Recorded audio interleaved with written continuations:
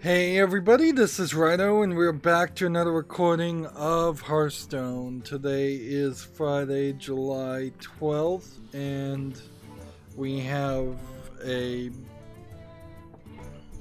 another daily quest due to the Fire Festival, so we need to re-roll this, I suppose. And I guess I probably wasn't paying enough attention to see if maybe this unlocked early yesterday, and so I may have missed another daily quest for whatever little amount that's worth. Otherwise, we need to win 3 games with a Major Shaman on the Americas account. I got woken up early yesterday and spent the entire day, due to having insomnia, basically trying to go back to sleep, so I literally have nothing to talk about as far as what I did in the previous day. That's my excuse and I'm sticking to it. So that's gonna limit the amount of things we really need to talk about. Are we gonna stick with playing ranked 5? Guess we might as well, until we get 500 ranked wins, which honestly, there's very little chance before I give up this game and move on to the Marvel game, which is my plan when it comes out in beta. Like, very little chance that I'm going to get all 9 of the hero classes up to 500 ranked wins after even 500, after over 5 years of playing the game. It's clear that was really a number only reachable if you played this game as your only free-to-play game and you played it a ridiculous amount of times a day, or spent a ridiculous amount of time on it in general. So we don't have really any news either, and I don't really know why that is the case. It's not like we have another holiday going on. It just seems to be pretty slow, and it's weird because it feels like they were going to speed up on that stuff too, that we were getting out of the slow section, but either my What's on Steam Twitter account, it's not my account, it's the account I follow, I have no interaction with it other than that, either the What's on Steam Twitter account is messed up, or just nothing came out on Steam. Ridiculously low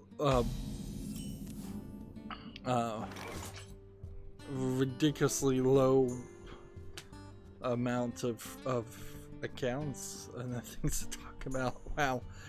So I have nothing to talk about at all, pretty much. Alright, well then we'll just mostly focus on playing Hearthstone. Because, yeah, I'm looking at maybe 20 things. And perhaps there's some way we could recover on this. And maybe we'll do a bit of an experiment here where we'll look at the popular or new games on Steam's website versus the What's on Steam feed, which the What's on Steam feed has, I think, a better ability to filter out people putting out demos or putting out things that aren't actually games. We must band together, united for Dalaran!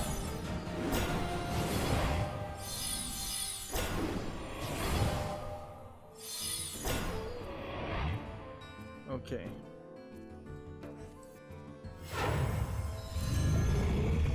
Job done. Think we got it. So, we've got this game on Steam called Space Drone, which is just a shooter of some sort, although it seems to integrate something along the lines of maybe Zumba idea. It looks like there's the enemies you shoot are kind of like magnetic mines, and they will connect to each other, and when they match like 3, that makes them explode. It really does look like it's taken the concept of Zumba and added a space shooter element to it. Although the camera is not zoomed out enough really for this level of challenge, frankly. And apparently it's not just you can get, it's not 3 matches and it explodes. It's something else along that line. It's probably just an infinite number of matches, but you can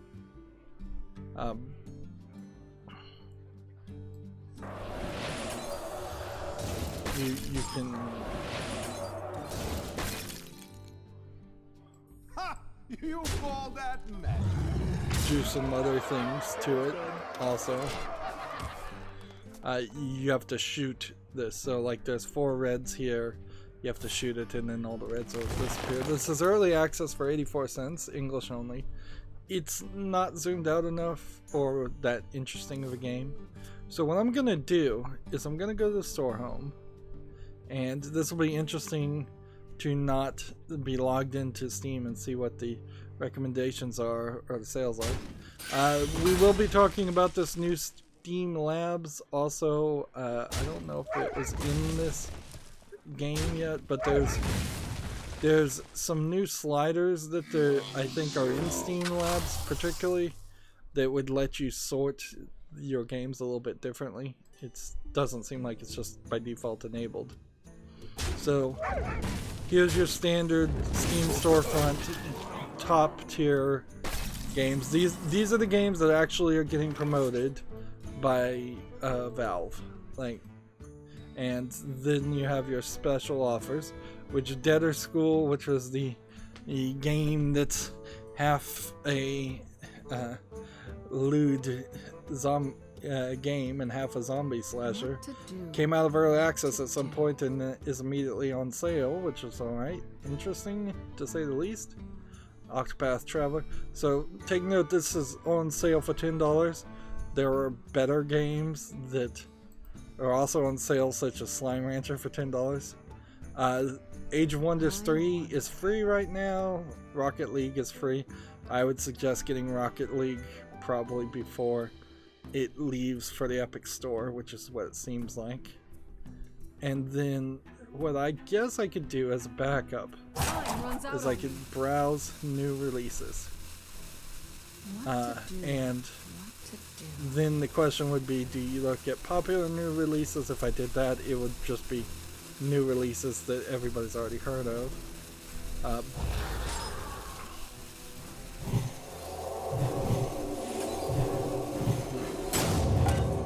Oops.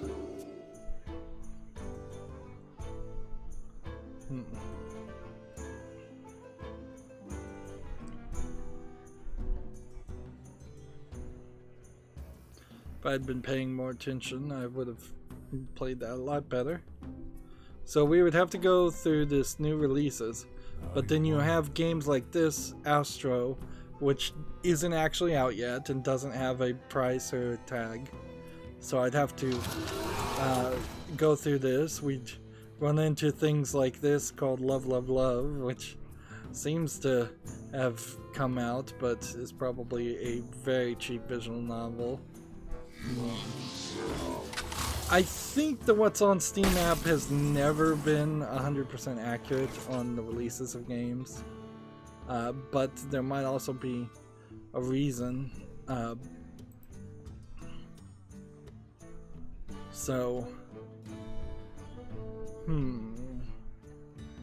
Yeah, we could go through this if we wanted to and skip all the ones that don't actually have price tags.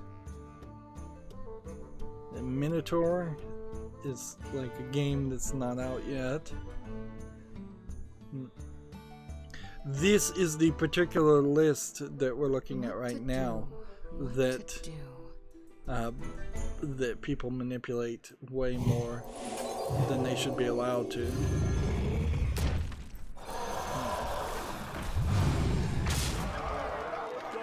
Time runs out on you.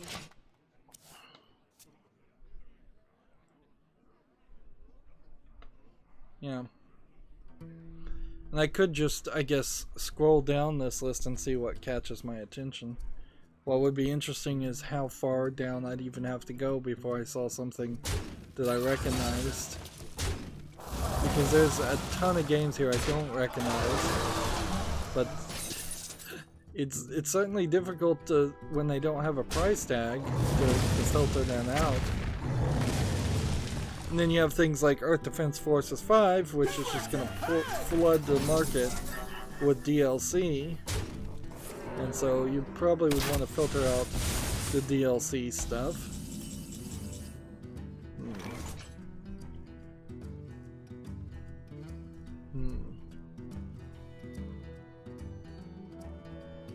Let's see. Make Better Together. I remember that game. So this is the first game I've seen that I know we looked at. So it would be, even from this perspective, if we were to go through all of these games, there would just be a large collection of games that probably don't really deserve any comment on. Most of the games we cover through the What's on Steam Twitter feed are also not worth commenting on, but there's a level of interest there that it's doable. It's understandable that I cover the What's on Steam feed. It's not really doable to try and cover every game that comes out. So there is some randomization, not actual curation, going on the games we talked about, which is fine, because frankly it would just be more and more a case of me being irritated at more garbage.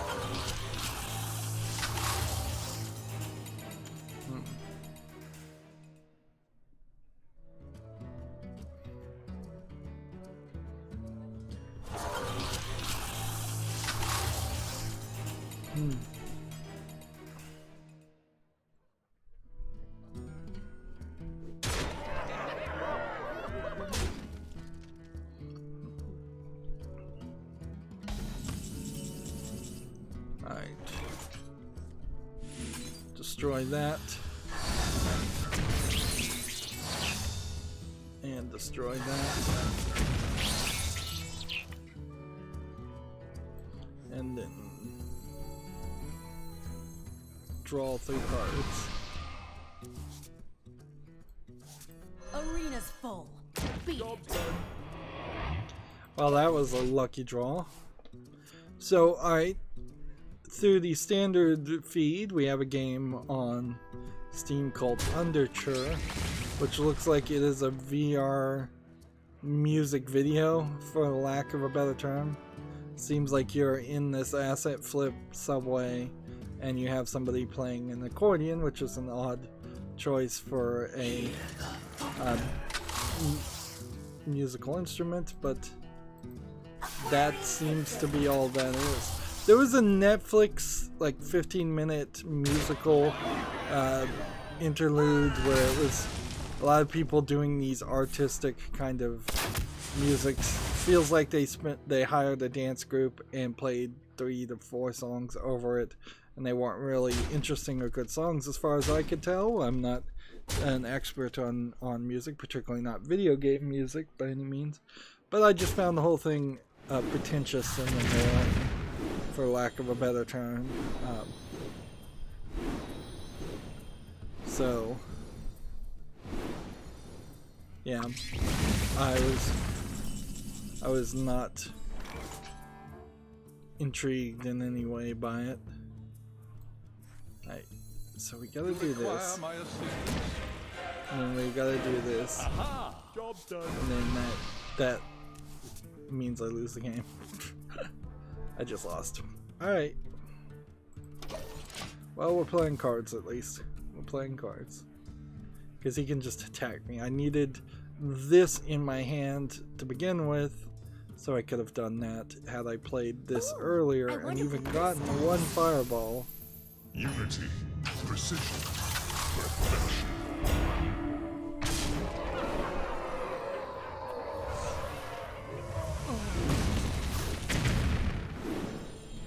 So, yeah.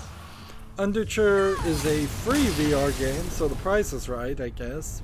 But is that, if that really even is where VR games are going to go, it would make a lot more sense to do that on a cell phone VR app.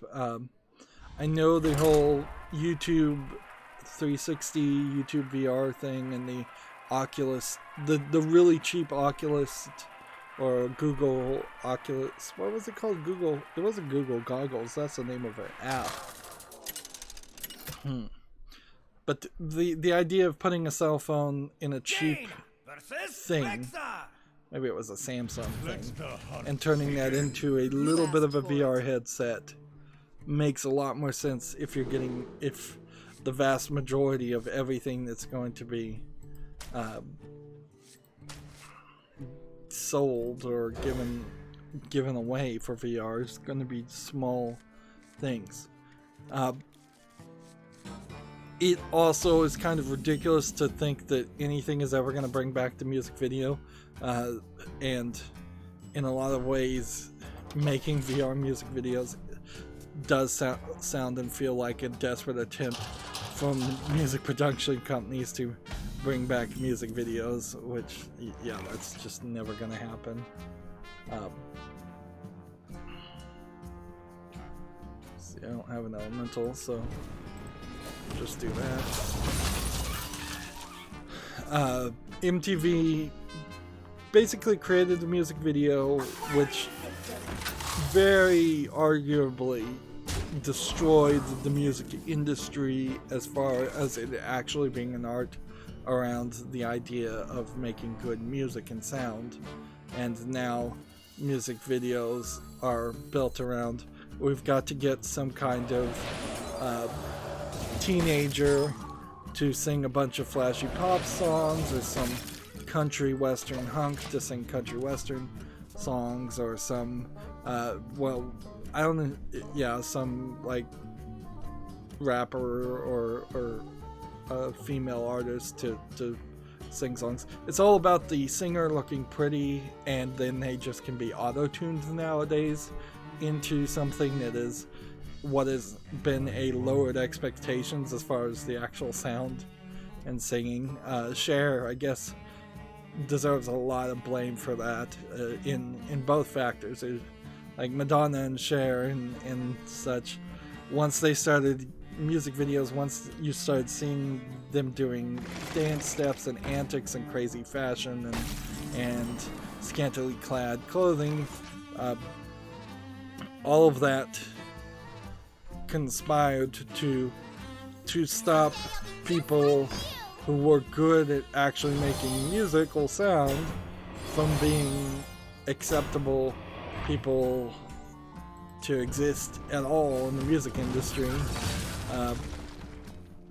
And yeah, I guess Elvis in part had some of that too, in the Beatles and all of that. So there's always been some of that, but it really began the end of the music industry, and the music industry is really just this cesspool of corruption and deadness. So you can only really appreciate the indies, and unfortunately for YouTube has rubbed elbows with the likes of the Universal Music Group, instead of realizing, hey, actually we could just have a bunch of indie people writing their own songs and support them and be a platform for new exciting independent music,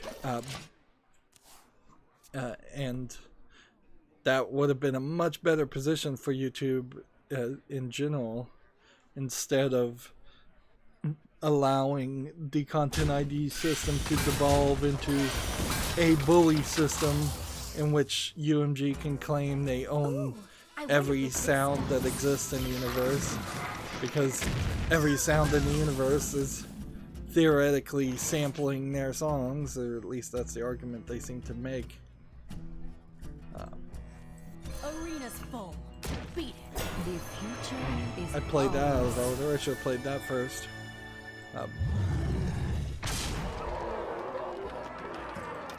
So, yeah, I don't even know what got me on that idea. Yeah.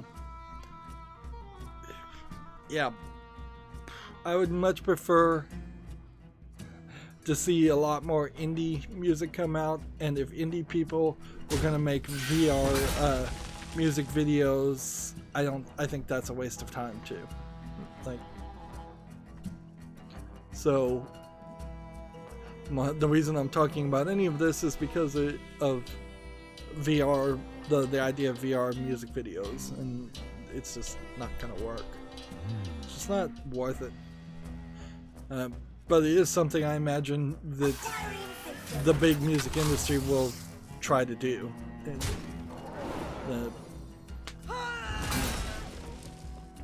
that will be the case. Meanwhile, if you are a fan of like Hatsune Miku and Vocaloid, there was a revolutionary technology in that has been embraced by that counterculture or niche culture that allows people who are not particularly the best at they don't look as interesting, or they're not the best at dancing or anything, but they can program. Yeah, with Vocaloid, I don't even think you really have to sing.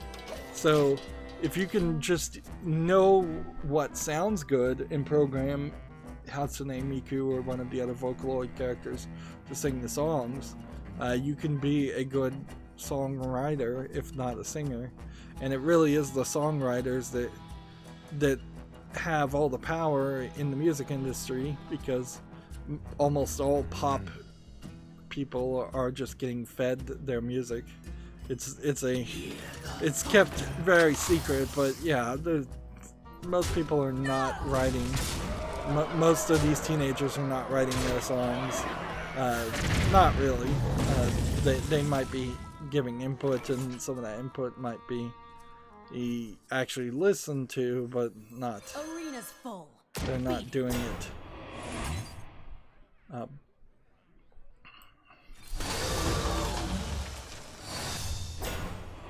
Let's see.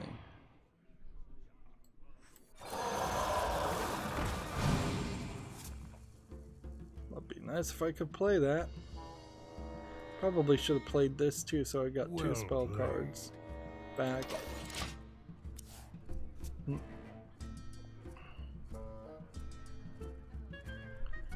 Let's see. Unity, precision, perfection.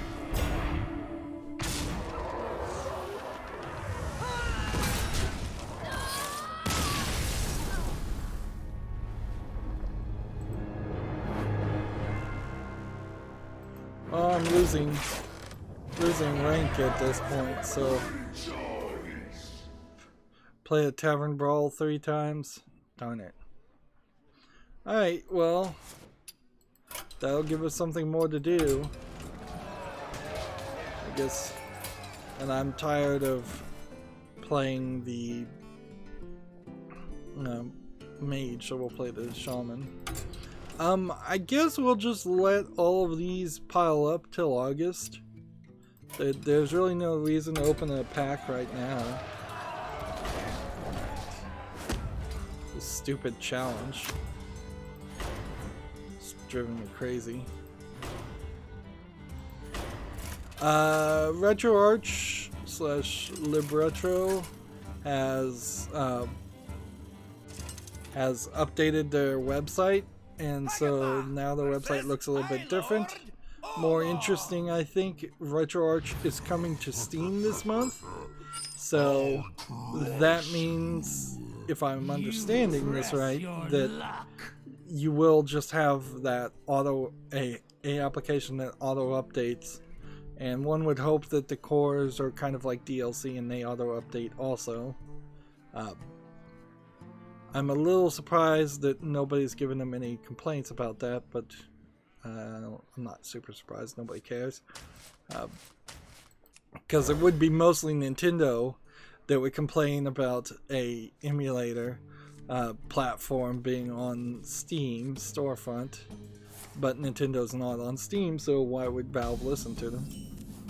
RetroArch is also developing a touchscreen light gun for iOS and Android, so that you can play things like Duck Hunter by tapping on the screens. It's still not really going to feel like Duck Hunter now. There's been several little works in progress, and they've been making a lot of announcements.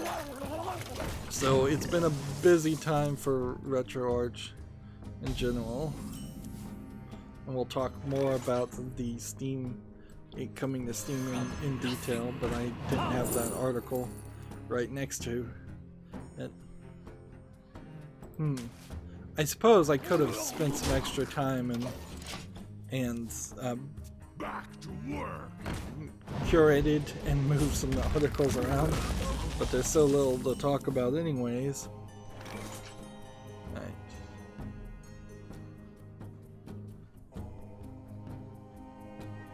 What are we looking for here?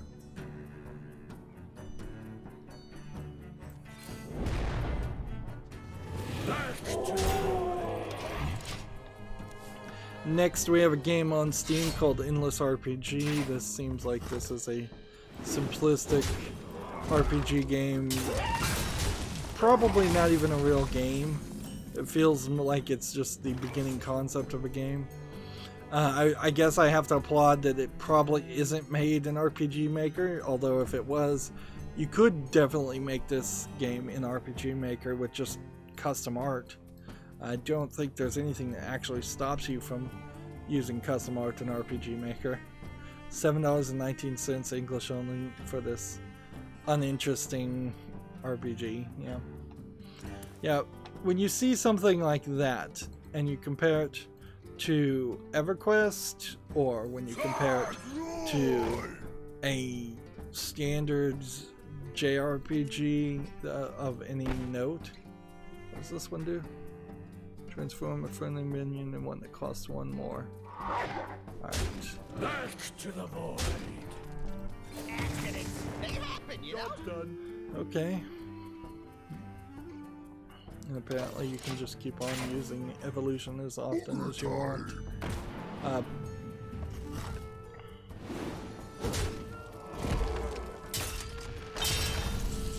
Yeah.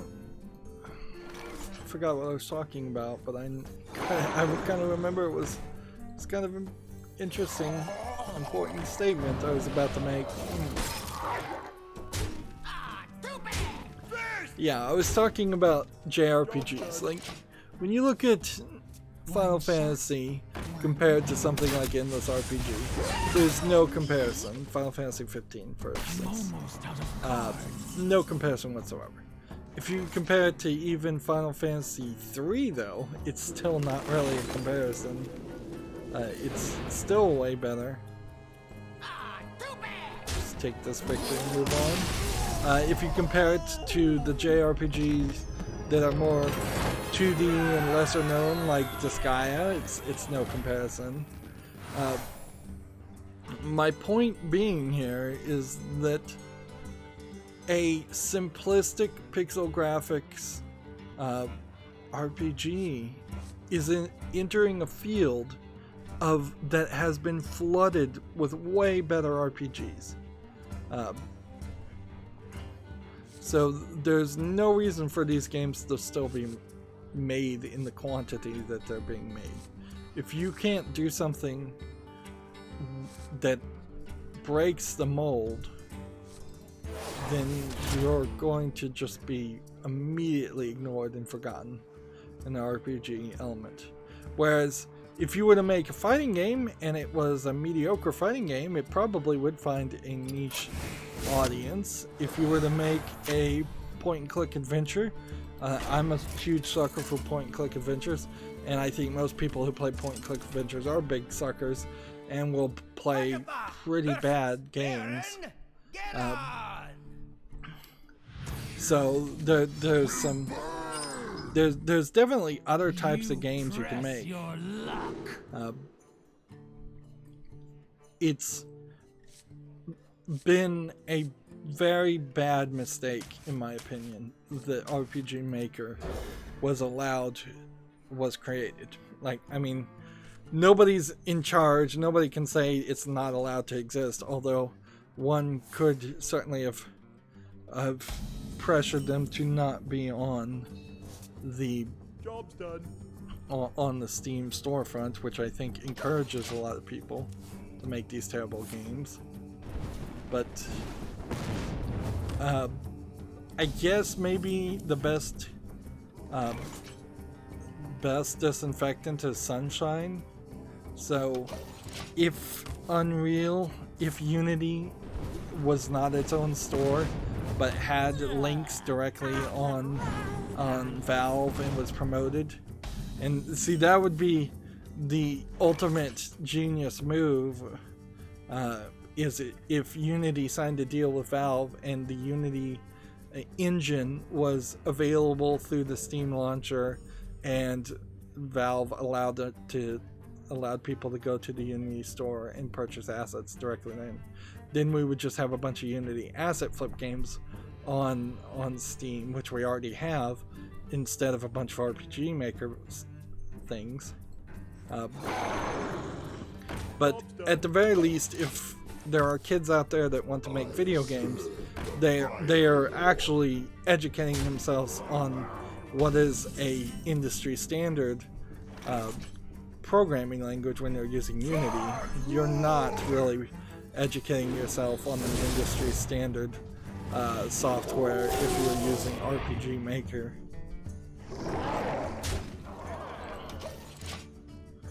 So yeah, that probably is the only way you would fix something like that, is to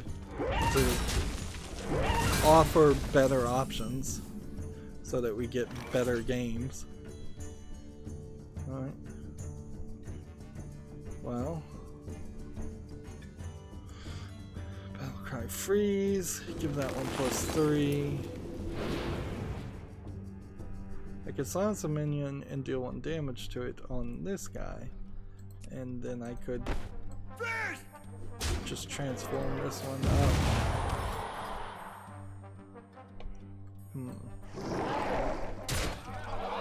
I'll do that. We had some interesting tweets, kind of slightly contradictory or differently focused tweets from the YouTube advertisers Twitter feed, and then YouTube creators Twitter feed. So here's the tweet from 2 hours ago from the YouTube advertisers at YT advertisers. Transparency, upfront communication, and letting me have creative control are key when I work with brands, says Christopher London, a YouTube creator who was at VidCon US. So VidCon's going on right now. It's kind of a cruel thing to say, and this is just like, I think you're probably not much of a good creator and pretty much just a loser if you are. I could have won.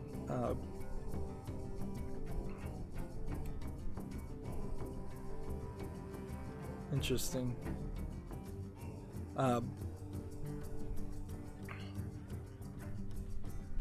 Yeah, I think you're kind of a loser if you're going to VidCon. I can't say it any other way. That's pretty much my feeling of it.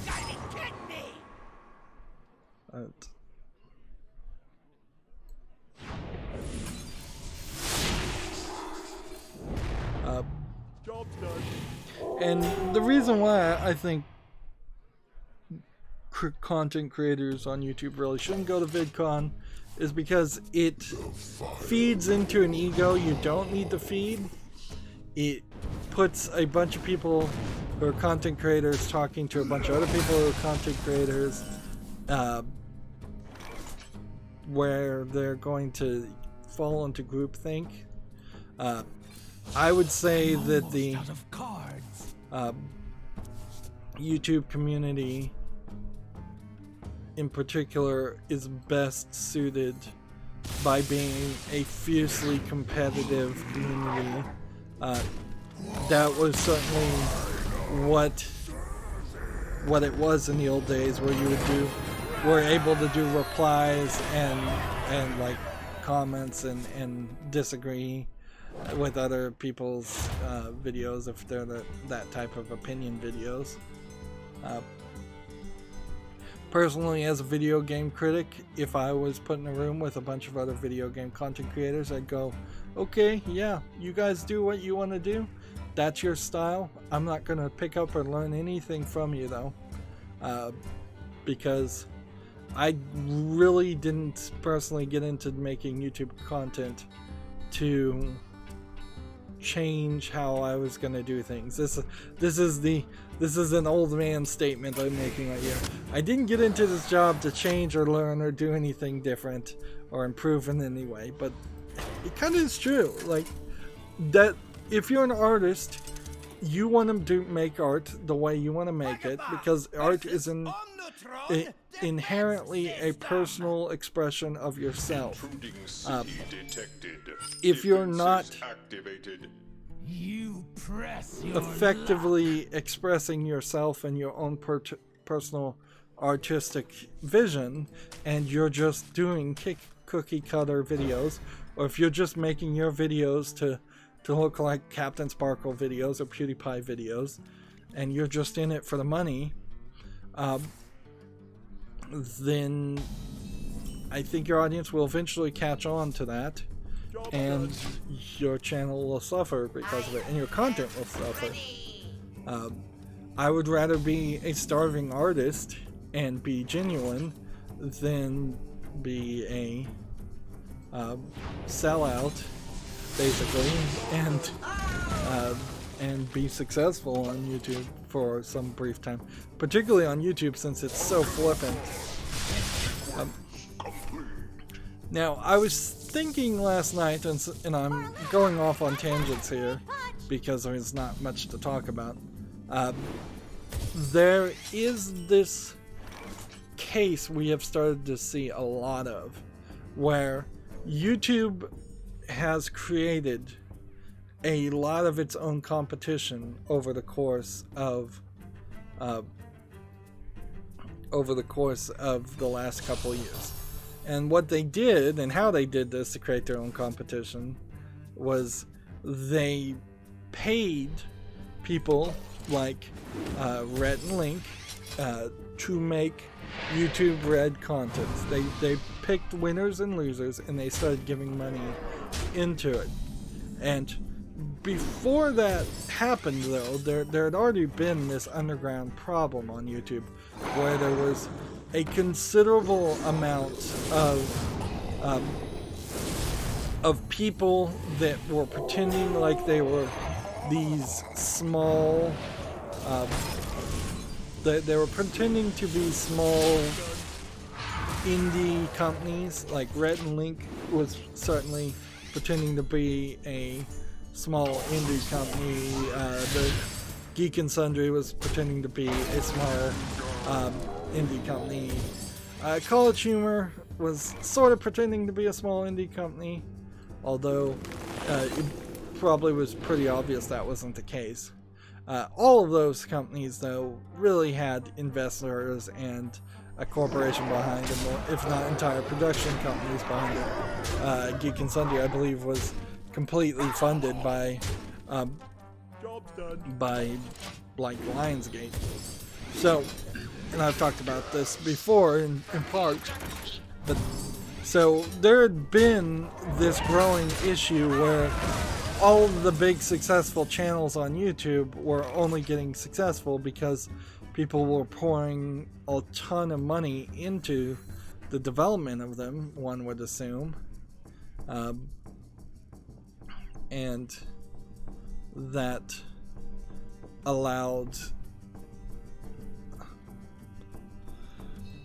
this situation to where the rich got richer and everybody else got fewer and fewer scraps. Instead of naturally having the recommendation algorithm on YouTube just suggest videos based on popularity, and YouTube continued to promote the biggest of the big videos to the point that they eventually just were straight up paying those big creators like Rhett and Link and PewDiePie was scare PewDiePie until PewDiePie was no longer popular or in the eyes of YouTube. So you have had always this situation where the trending page, except for the now live trending page, which was always a mess and was showing you random things, the trending page has always been this highly curated experience that led to you not seeing any channel. And you still see it today. If you look at the trending page one day, it'll be the same 20 or 30 channels that you will always see over and over again.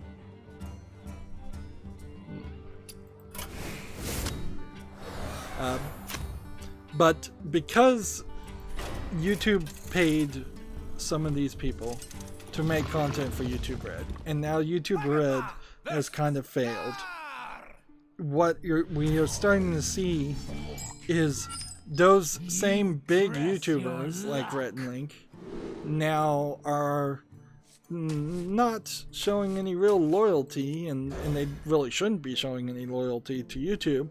And we've started to see several of these instances where you have College Humor creating this website. We're going back to websites that curate YouTube videos. So you have things like Dropout that is getting advertised like crazy on College Humor, and only fractions, little teasers of entire skits or videos are being shown. You have the Mythical Society from Good Mythical More, Rhett and Link, that being shown and advertised like crazy. There's quite a few others, I'm sure, that also exist, but you've created this situation where, yeah, I don't go to those websites, so I don't know who's actually hosting the video on Dropout, whether it's YouTube or whether it's Bitly or whether it's some other service completely. But the whole idea of YouTube was to create this ecosystem, and if that ecosystem is destroyed, and that we go back to there being 20 different websites that are you have to go to 5 different websites to see your daily 5 top videos. That's not the way people want to do things. So yeah, YouTube has definitely created a problem for itself, which is YouTube in a nutshell. They always make problems for themselves. But I also feel like this is going to create a situation that's going to be a problem in the longer run, because what a lot of these production companies, I suspect, will do, as I lose here, will just cancel College Humor or Rhett and Link. And you've kind of even seen that in the summer content on Good Mythical More, where Rhett and Link are not even the main characters in the shows, and they're doing all these side shows full of advertisements, baked in ads. They're baked in ads. That's interesting. Actually, College Humor in particular has baked-in ads for Dropout, and that's supposedly a violation of YouTube's policy ad guidelines, but they're getting away with it for some reason. Set for me. Glory to the Sindori. Yeah, that is actually quite strange. Although it is also monopolistic for YouTube to say you can't have baked-in ads in your videos. Baked-in ads being a pre-recorded advertisement that you just put in your videos without the characters, the person in that recording actually saying the ad and talking over it. It would be the difference between a talk radio show having the radio host read the ads versus a radio show just pushing play on a video on a tape where he would read the ads, have read the ads earlier. Why there is a big difference there, I don't know, but it certainly seems like it kind of is industry standard to not really approve of baked-in ads. And that's why you see so many like World of Tanks type ads that have the YouTuber actually read it out loud. I imagine baked-in ads don't really work very well either, but it really is, in the case of YouTube, just a case of YouTube is allowing itself to do something that the other content creators can't do. Job's done. Yeah, but that really doesn't have anything to do with people viewing, other than the experience of watching videos on YouTube is potentially getting worse and worse by the day due to YouTube not caring about creating a healthy, good environment for views. But we kind of saw that directly too, because we definitely haven't been having a good time, or I haven't been having a good time at least, with the double ad situation. I'm getting double ads like crazy. I don't have ad customization turned on, so that means I'm getting the same Harry Potter, or at least for almost a month I was getting the same Harry Potter ad over and over and over again, and you can't say, don't show me this video unless you have ad customization on. If you're a YouTube content creator and you want to see what an average random person would see as ads, you can't have that on. Not that it really gives you any great major insight. Let's see, 12 minions, Warlock class. I think it's probably easier here to play this, and yeah, today would be the day that we would have played this anyways, but I think we're gonna end up having to play the Asian account too. Warlock. Do we have a Warlock? This is a Shaman. This is a Rogue. Paladin. Mage. No, we don't have a Warlock. So I am gonna have to play my regular Warlock deck. Alright, might as well play rant. Gamma Sutra has an article here, if I can move off the rant. The controversial freelance firm Fiverr opens up a game services store. I wonder what this really means, though. Store advertises a mix of development and streaming focused services ranging from Unity to Unreal development to more fringe services like game coaching and setting up a Discord bots. Alright.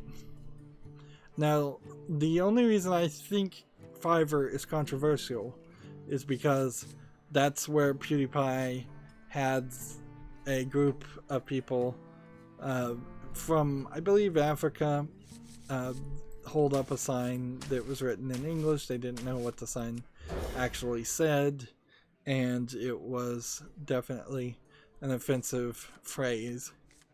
I don't know why that immediately makes the entire concept of paying people about $5 to do small simplistic tasks is that difficult. Fiverr opening up a game services store sounds like something that could be very useful for me, frankly. And a lot of content creators on YouTube. If I could pay somebody $5 to make a set number of thumbnails for my channel and art, that would be easier than hiring somebody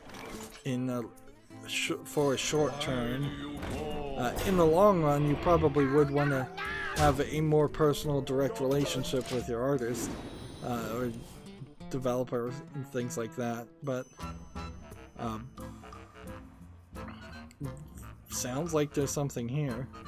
Although maybe that's not even the kind of services being offered. It says that user interface freelancers are offering the services for around $30 with Unity development services starting at less than $200. This guy's toast. Let's see. This is one of those articles from Gamma Sutra that really is doing some major editorializing and yellow journalism here. When it's like, quote, freelance marketplace, end quote, from Fiverr. There's no reason to put that in quote at all. That's just bad. And then mentioning down here, Fiverr has previously made headlines with the video game industry by being a platform that YouTube PewDiePie used to promote anti-Semitism. I don't think PewDiePie was in any way actually promoting anti-Semitism. I think he was goofing off and being silly. And that, again, is a matter of opinion that is being put in something that could have been just an easy, simplistic article to say, hey, Fiverr now is offering more game development services. What does this mean for the industry at whole? Does this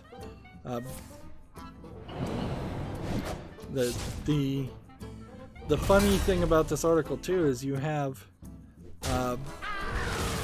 barely 5 or 6 sentences until you get to this point, and then they start talking to the Game Workers Unite spokesman, who is still, to my opinion, not doing the right thing to actually make a union.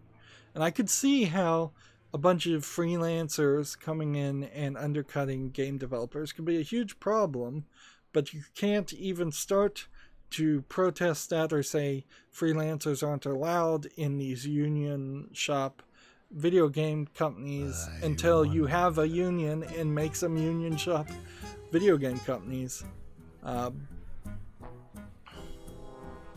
So there's really no reason why they should be talking to the Game Workers Unite spokesman or talking about PewDiePie. So last 2 paragraphs, if you're going to call them paragraphs, of 6 paragraphs are completely off-topic statements that shouldn't have been added to the story.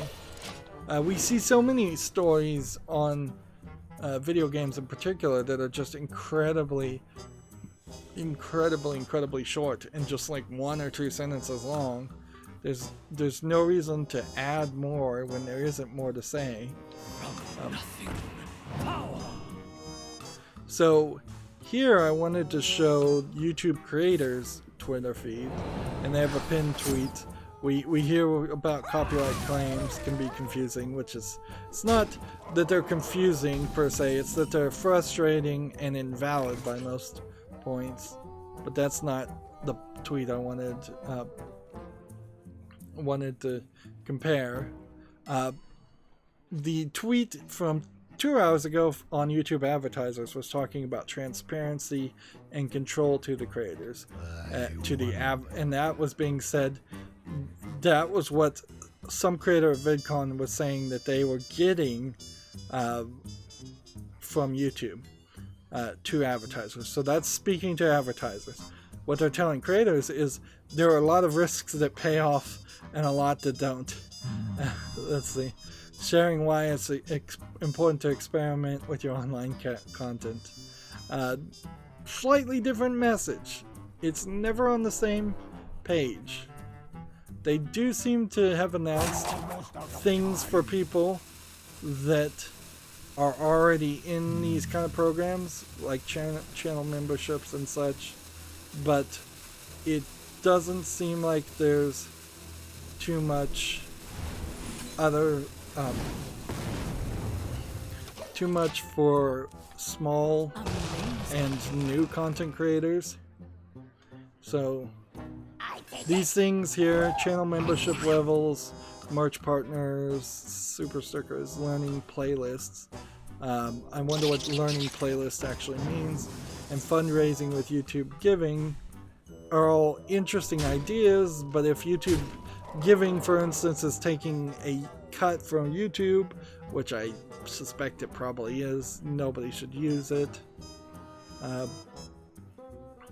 And that's pretty much all I've heard out of VidCon. That's kind of the problem here. And meanwhile, while YouTube creators and YouTube advertisers are tweeting, Susan Wojcicki, the CEO of YouTube's not really retweeting any of these tweets and not really doing anything. So it kind of shows still that feeling that she doesn't really care what's going on YouTube. She's not involved. She's just too busy trying to hobnob and rub elbows with big celebrities. Which, by the way, like, we saw Will Smith, we saw The Rock, we saw a decent number of people that that were on supposedly going to start YouTube content making channels and really haven't. Even Jack Black and his little video game YouTube channel is an uninteresting, just nothing. It's clearly not really built around the idea of, I think it's more built around the idea of him hanging out with, I think, his son, and his son turning his son's channel into something successful than it is him playing video games. Also, it doesn't really make a lot of sense that Jack Black should be doing anything on YouTube, or The Rock or Will Smith. Like, they're more successful actors, so they should be out applying for more jobs and doing interviews and promoting their TV and movie roles. Gamma Sutra has an article here. Ubisoft puts the kibosh on Assassin's Creed XP farming exploit, which sucks, certainly. Ubisoft is changing how story creator mode works in Assassin's Creed Odyssey to prevent the spread of XP-laden farming quests. The problem there is that the only reason that there's any XP in Assassin's Creed Odyssey at all is because they want you to grind it out to the point of getting frustrating and buying the in-app purchases of XP boosts. So this was I don't think you call this an exploit, really. This is people were making story creator mode levels designed to give XP normally in a abbreviated function. And since you're getting screwed here, let's face it, that's exactly what's happening. I would be more leaning towards the thing of, you probably should just, like, pirate Assassin's Creed Odyssey in total if you want to play that game, and then put a mod on it, since it's going to be some kind of cracked pirated version anyways, so that you can get XP in a realistic fashion. And the irony here of course, will be that this will eventually come to a point when there's a new Assassin's Creed game and everybody's forgotten about Assassin's Creed Odyssey. We will get to a point where they're going to put out something that speeds up the XP grind and makes it more of an experience worth actually playing, in the same way as we saw with the Shadow of Mordor game, and how they just put in gameplay mechanics designed around the idea of irritating the player into buying the microtransactions. Sure, send the little guy. Let's see. So, not good news particularly, and not a good look for Ubisoft. The hope was that Ubisoft would have, stopped being so evil, for lack of a better term. They stopped being so corporate greedy once they were out of the risk of being acquired by Vivendi or Viacom. I forget which one. I never remember which one it was. But yeah, that stopped happening. Instead of them going from, okay, we've got to get as much money as possible because we have to avoid getting overtaken, they're just keeping on the path of we've got to get as much money as possible. And then it brings back the thought, well, maybe Viacom, let's say that's the right name, should have acquired Ubisoft. Maybe we would have been better off as fans and people who wanted to play Vivendi or Assassin's Creed games. Maybe they would have been better off if Viacom had us acquired him. Let's see. And this.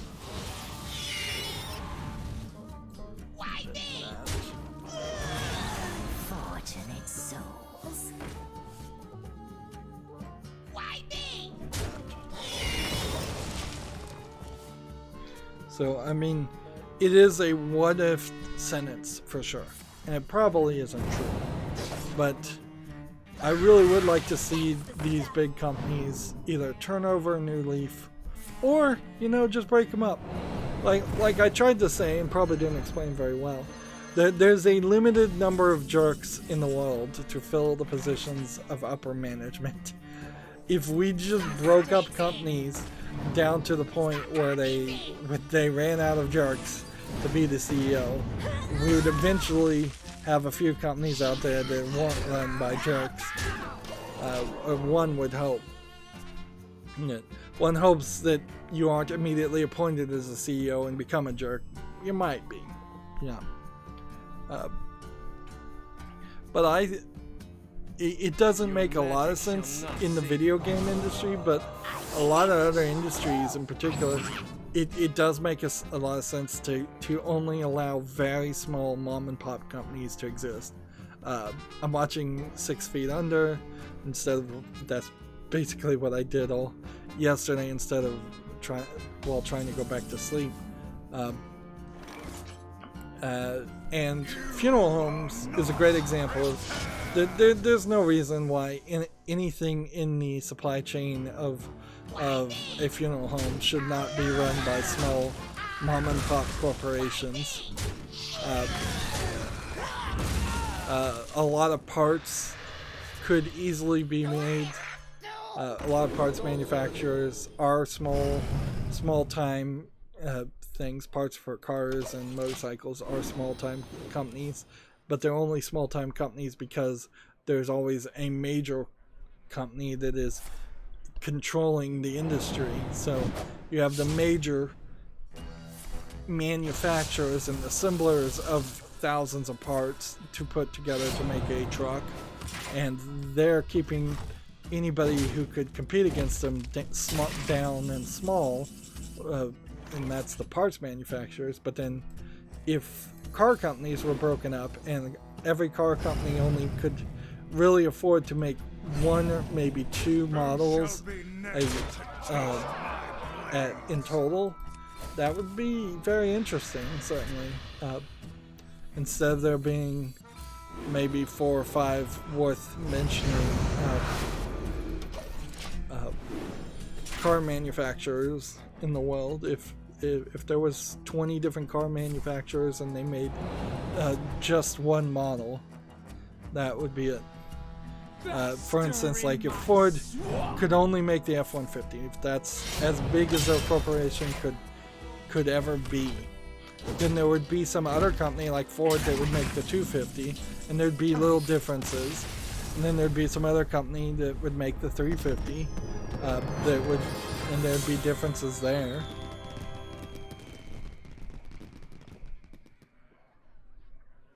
Or you, at the very least, would have limitations where you don't have like Kawasaki making motorcycles and I think lawnmower parts and engines for just a random selection of things.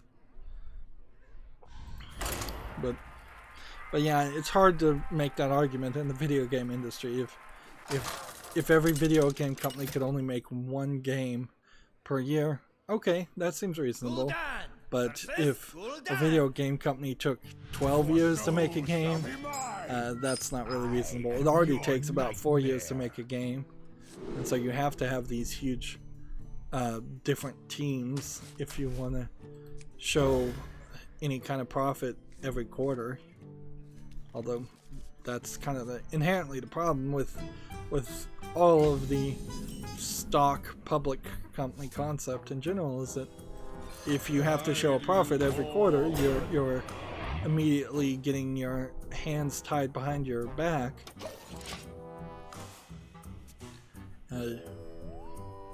So yeah, just get rid of public ownership of things. Get rid of the stock market.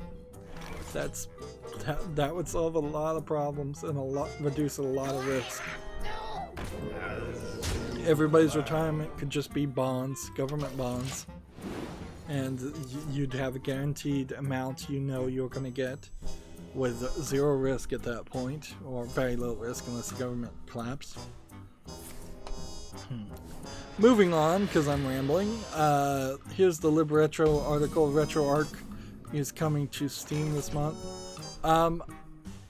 As I kind of understand it, like, LibRetro is kind of the parent company of RetroArch, or the parent name over RetroArch.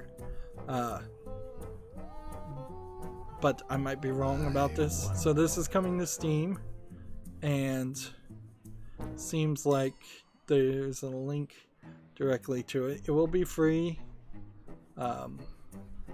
At the beginning, there won't be any differences between what you can get on Steam and what is available on our own website. As such, there are no Steamworks SDK functionality will be present at launch and additional Steam features. However, after the initial launch, we will begin exploring options on how we can start leveraging Steam functions as a platform. So, here's some thoughts that I have on this, is that you almost certainly can't have the retro achievements integrate into Steam. Like, it would just be too many. Of the probably thousands and thousands of games that we could put retro achievements in, you wouldn't be able to then say that would be an achievement on the Steam thing. I imagine RetroArch is not going to have trading cards, because that would be weird. Although I guess it might be a revenue source for them. And I kind of question what else you do with that, frankly. Like, the big benefit of RetroArch being on Steam is that it will just constantly update and you don't have to download it over and over again. Every single one of these things, these images, they're gonna have to be extremely careful about not violating copyright, because even here I'm seeing pictures of, there was like Mario Kart, so immediately I saw a screenshot in the back of Mario Kart. They probably need to change that video. Whatever this is from is possibly copyrighted. This looks like Minecraft. I don't know how RetroArch would even... Oh, I guess there is a core that plays Minecraft, isn't it? It's like specific Minecraft core. So all of these need to be like open source games and pictures. It needs to be really careful here. It's free to play from LibRetro. I don't think you're gonna get anything else here though.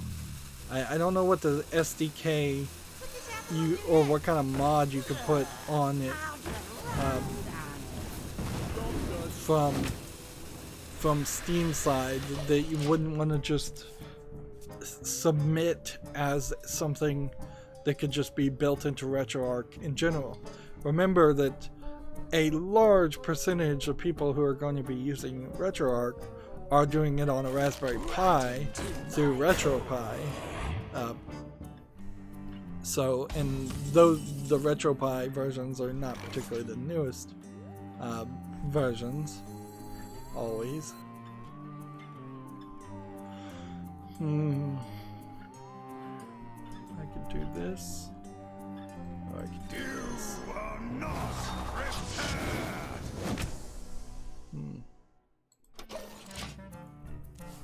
So yeah, it is something that I guess I'll add to my wish list, and I'll have it just as a simple thing. Does this in any way really does RetroArch being on Steam really add anything that defeats like the Epic launcher or the Ubisoft Uplay launcher or anything like that? No, not really. It could be a case that perhaps some low-end effort might be put into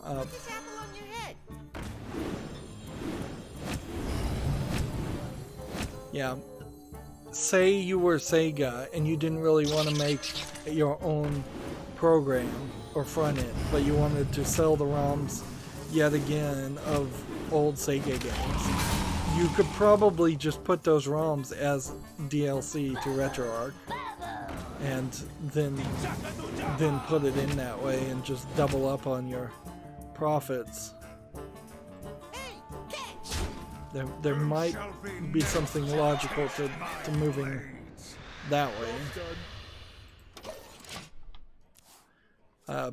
But I also feel like if RetroArch did end up being like Train Simulator 2019, which has hundreds and hundreds of bits of DLC that are like in total worth over $1,000, I think that would really just flood Steam and add confusion.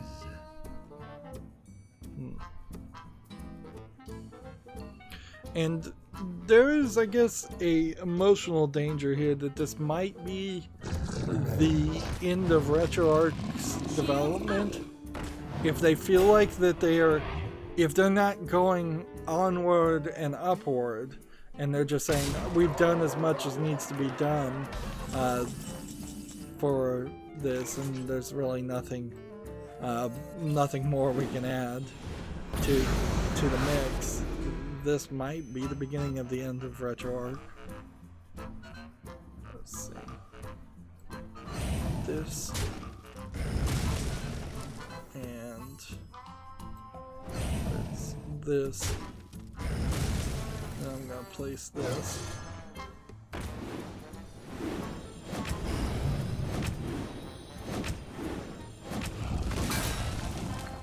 Alright.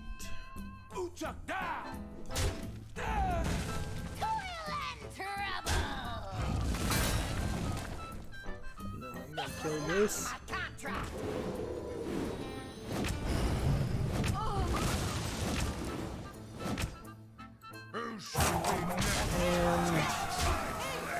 There we go. So yeah, there is a danger certainly of this being the beginning of the end. Alright, now we need to play the Tavern Brawl. We didn't play enough Warlock cards though, so we're gonna have to come back. And it's the weekend, so I kind of need to get everything done. But you know, I think we're gonna probably end up I'm gonna end up playing off screen a little bit anyways. Things that cost 8 or more. I don't know if I'm gonna run into anything that costs 8 or more in this Tavern Brawl. The good news is I only have to win or play 4 games, I think. The bad news is that's not likely to happen easily. Game of Sutra has an article here. Under fire from game devs, which GTA has been kind of consistently under fire from game devs. GTA proposes a new key blocker tool to give devs more control on how some of their titles are resold. It would be a good move, but depending on how the tool actually worked and how fast it worked, that would determine how useful it is, or how easy it is to use determines how useful it is. Here, if we skip down to the bottom of this article without really reading it, we says G2A claims the creation of such a tool would be time-consuming and expensive. Although it has pledged to cover the cost of development, it will only begin work if over 100 developers express their interest within the next month, which,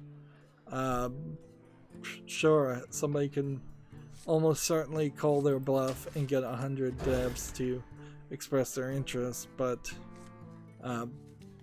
I could also see people expressing a disinterest in dealing with GTA. Seriously?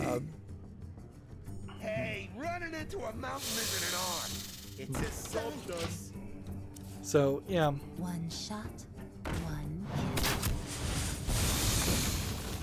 kill. There's still issues. It's definitely still issues going on with G2A and the way they run their business. The fact that G2A is specifically getting singled out shows that they have lost the battle for hearts and minds of the video game industry, and they should just probably shut down, make a sister site, and then use that sister site to be the new main site.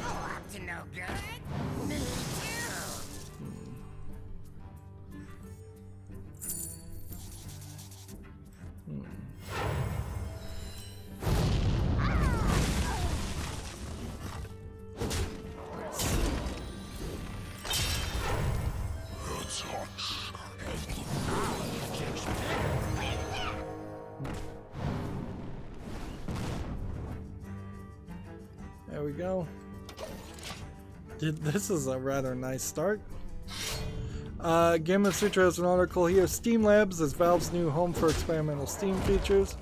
Basically, as I understand this, Steam in the past has been doing these secret experiments for Steam, the storefront. And they've been kind of opt-in things that you weren't really invited to. You had to be invited into it, and they weren't really made available to the general public. And quite often there was no accountability, and quite often these secret projects were started and then canceled. This is an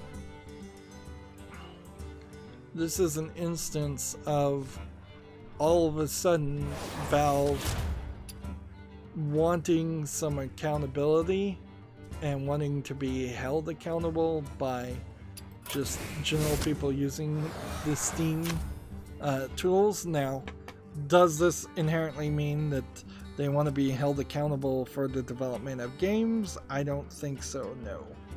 But it seems like somebody has taken the spearhead or that's probably not a real phrase. They've spearheaded a new policy for Steam itself.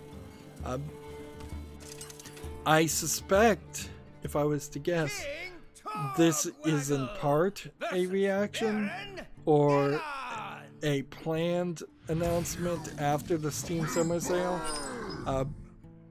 When you look at how terrible the Steam Summer Sale went, it would make a lot of sense for them to kind of experiment with things outside of times of sales.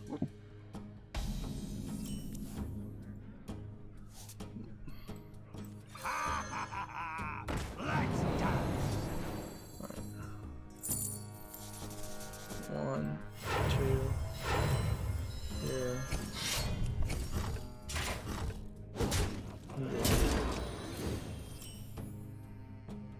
Let's see. I think we're good to just end it there. So, so the main things that they have to show off, and I'm hoping are, there's an interactive recommender, and I'm gonna just try and open each of these links. There is the interactive recommender, hopefully we can show off, lets you kind of change how the recommendations go. There's micro trailers, which are kind of a video to get you interested in potential new games. And then there's an automated show that I think is the concept of taking several micro trailers and turning it into like a 6-screen picture out of picture layout. So let's come over here and play. How much is this worth to you? Play this. I'll play this.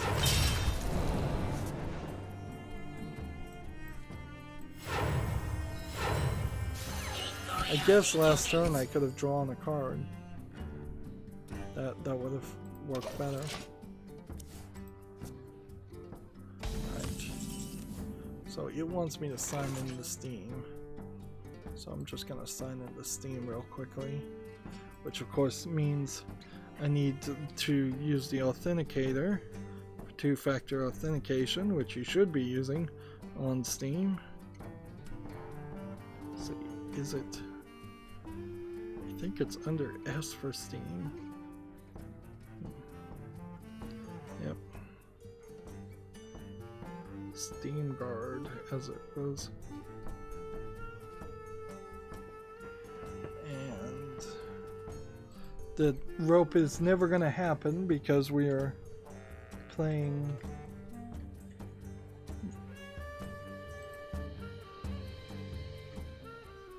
a single player.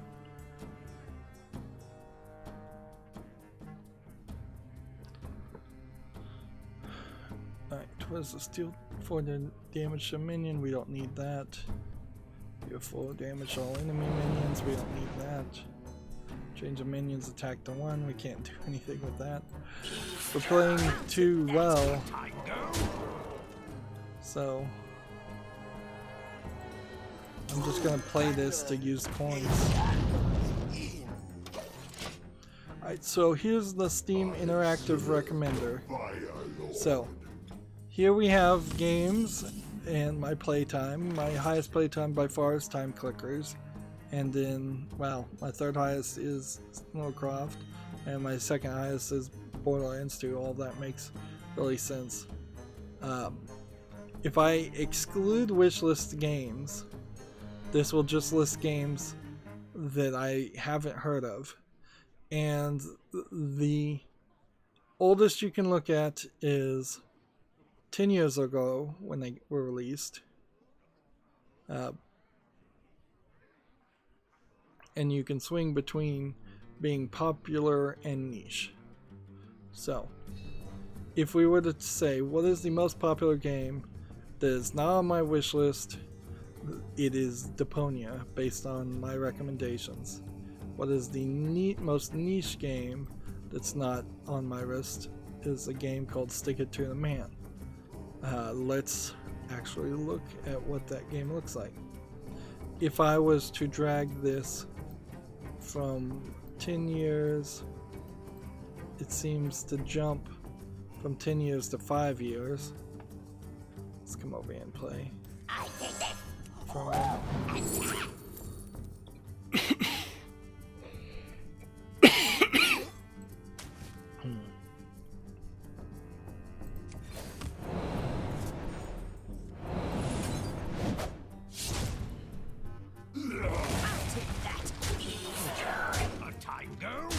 Go ahead and win here.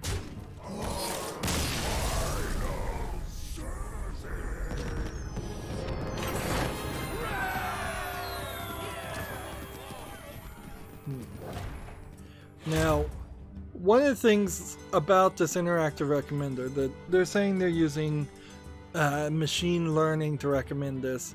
Machine learning never really means what it sounds like it means. It's really just points of data and clouds of predetermined recommendations based on specific factors.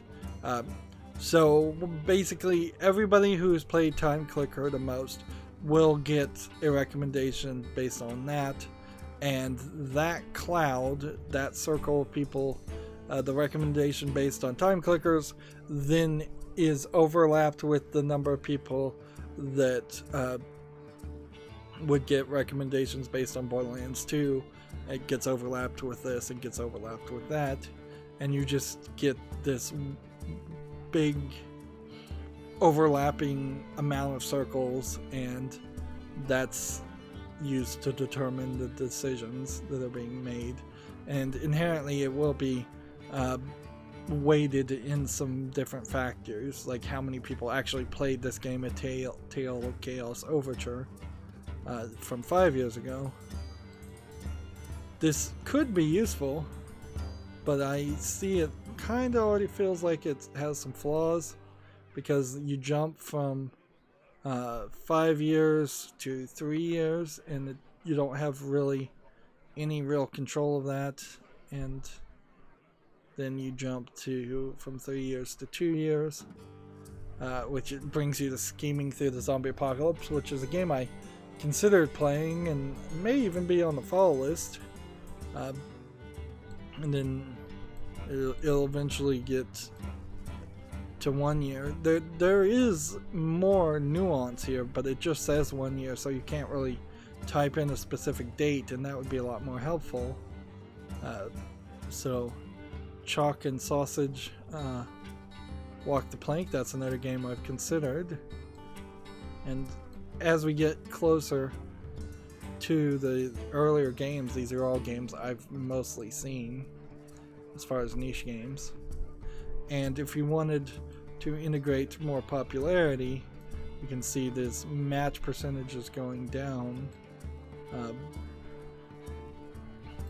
So like the most popular game that's brand new is called Coloring Game, which like I could see why that's slightly popular, but not really. And if we move, we'll just move back, then you have Graveyard Keeper from a year ago, which I could see why that was popular. And then you start moving back further, then you have Realm Royale as the next popular game. I could about even open that one.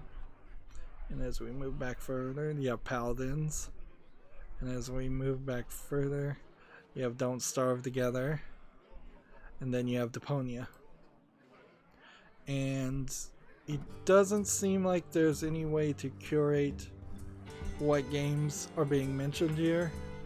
And a lot of these are instances of games that have been counted, but there's been a lot of games I think that haven't been counted either, because it seems like it's filtered by my playtime, which my playtime when you see 120 hours on Dead Space. I didn't spend 120 hours on Dead Space, or 100 hours on Hitman. I don't even recall playing Hitman. Or 100 hours on that, or 100 hours on this. It's just because I left the game running and went to sleep. That's the real reason why this playtime. So inherently, this is not going to be anything super useful for me.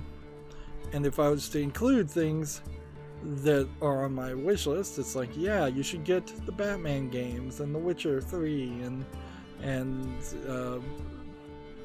the South Park game, which I really can cover, or Cuphead. Yeah, these are all games that would be perfectly fine for me to get, and I'd be very happy if people gifted me these games to help support my channel. But there's nothing special about those games in particular, so even on this, I really should be looking at games that are niche, because that's where my channel thrives, and I like to play niche games. So there's a little bit of information I can get from this. It's better than what the Discovery 2.0 has been offering, I think, somewhat. Let's get back to actually playing Hearthstone here, though, because we've got more of that to happen. Am I going to play anything that would be spell damage related?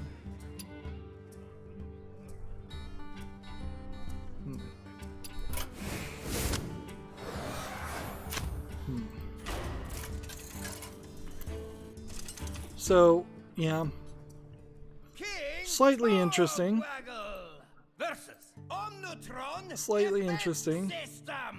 If we look at these games that I opened, we have a game here called Stick It to the Man, which looks like a platformer game where you, I don't know, looks, if the video shows me something, I think I could be slightly interested in this. Feels a lot like Psychonauts. It feels like it's kind of a point-and-click adventure game.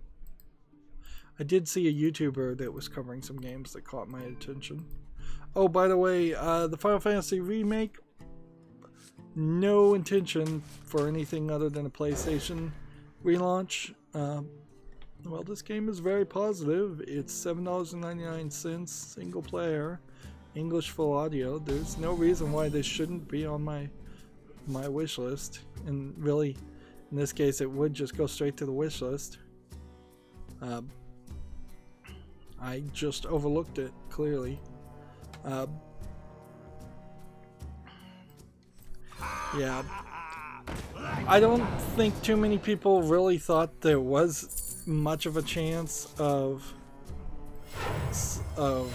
the game, How much is this worth to you? the Final Fantasy VII remake, being on other platforms. I think you would have been joking yourself if that was the case.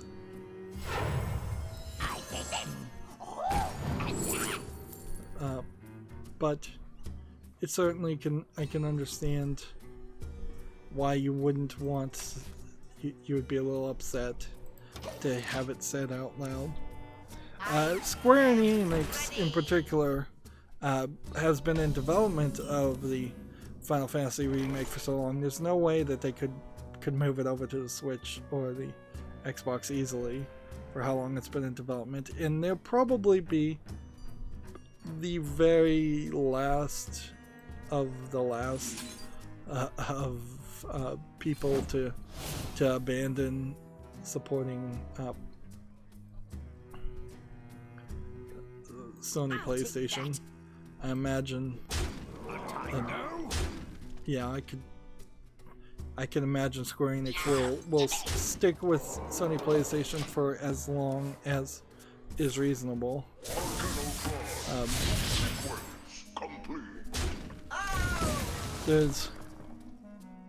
Yeah, I'm getting some news from some other sources that I'm just remembering off the top of my head, which is in part why I don't have an article to mention that.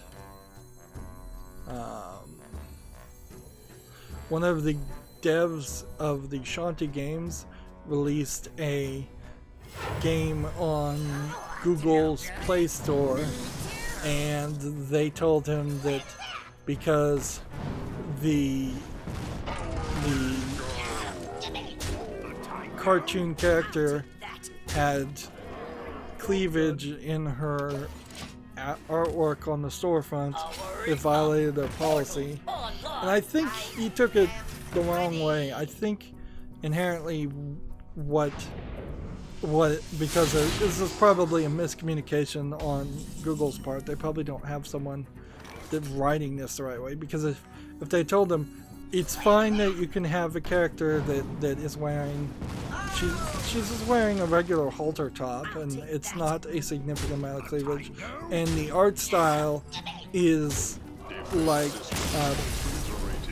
is a very flat comic book sharp edges art style, so it's not your standard anime like huge cleavage or anything like that. It was just cleavage of a normally proportioned character.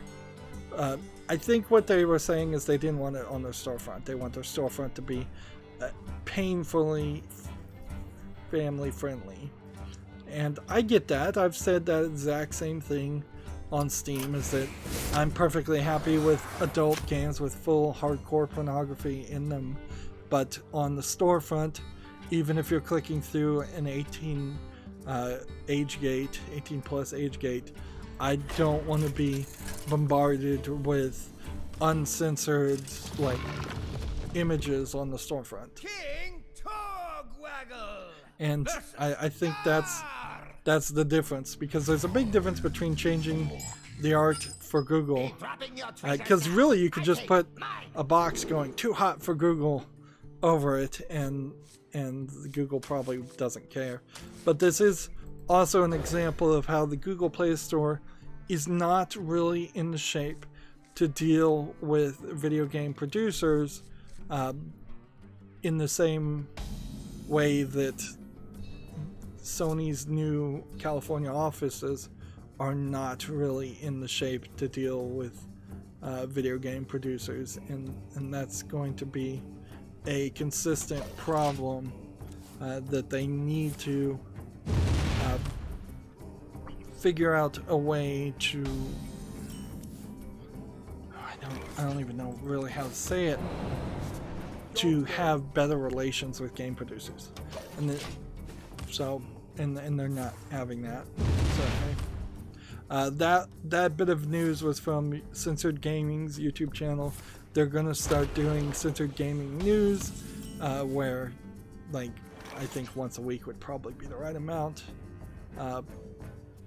They're going to start putting out little snippets of news, which is what they've been doing as individual videos for a while, but now it's going to be like, here's a week's worth of little snippets of information that have come out, just like that. Yeah, I've lost. There's no way to win here. We can do this, and that'll do 1 damage. We can do this. You can do this. And that's all I can do. The other game that was recommended was called A Tale of Chaos Overture. And you can see this came out in 2016, and it's mixed reviewed as a point and click. So while it is a niche point and click adventure, I know there's been a lot of point and click adventure games out there, and in general even some of the best ones don't play very well these days. I think I might be losing my taste for point and click adventure games. This does not look animated particularly well. I don't mind if you want to try to make a blue skinned character, but then you have to be able to actually draw and not make it look like it's drawn out of using markers. And this character is so well better defined than any other character, it makes me suspect that this is an asset flip. or stolen art. Yeah, so this is not the kind of game that should be on the follow list. And the standard Discovery 2.0 says it's similar to Anna's Quest, which is a game I liked, but that ended on a bad note, like all the Deponia games. It's not a Deponia games. It's a Daedalic game. Daedalic's the name of the company. So this one is a dud, and I guess there's no real way to solve that. Like, you kind of can't have a situation where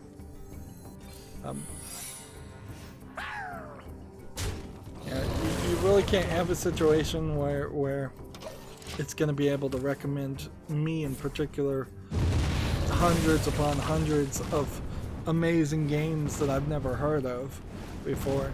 If the new interactive discovery app could really do that, that would mean that there's this secret underground of games that exists, and I would be completely oblivious to it, and I don't believe that's the case. Like, that'd be ridiculous. Not unless I went into a coma for a decade would there be a situation where I would be so unaware of what's going on in the video game universe. Even when I was not really playing video games, I was around enough people and there was enough news happening where people were talking about video games. Did someone say bomb? So there definitely are some blind spots, but there aren't you couldn't make a list of 100 games I haven't heard of that I should have heard of. But that's particularly me as a video game critic. A lot of other people, that very well may be the case. Particularly if you don't have a highly curated wish list, which I very possibly have the most curated wish list on Steam possible. The next game that was recommended is a game called Coloring Game, which is overwhelmingly positive with quite a few reviews, so apparently people like it. It doesn't look terrible, but it is kind of a color by number experience where you're just dragging the mouse around. And if you were playing this on a touchscreen, I don't think you'd have a much better experience. It's free to play, and I guess that's the case. It's got $15 of DLC, and I imagine it will just keep on adding DLC and adding images. So yeah, this feels like a game that kids would like to play, but they probably shouldn't. The part of the point of kids coloring is the fact that they're learning and improving their hand-eye coordination, and so it should always be a physical activity and not something that's digitized. Ready to flee. Here's Graveyard Keeper. I thought Graveyard Keeper was on my wish list, but apparently it isn't. There is something about the Stardew Valley-ness of Graveyard Keeper that probably makes me not want to really play it. But I think I'm willing to put it back on the follow list because people seem to be enjoying it. But yeah, there is definitely a Stardew Valley aspect to this, and yeah, that's why it wasn't on the follow list. It's because I just had such a bad experience and did not enjoy Stardew Valley. So yeah, normally normal people should play Graveyard Keeper, but if you're like me and you didn't enjoy Stardew Valley, that would be your reason for not having it on a wish list or a follow list.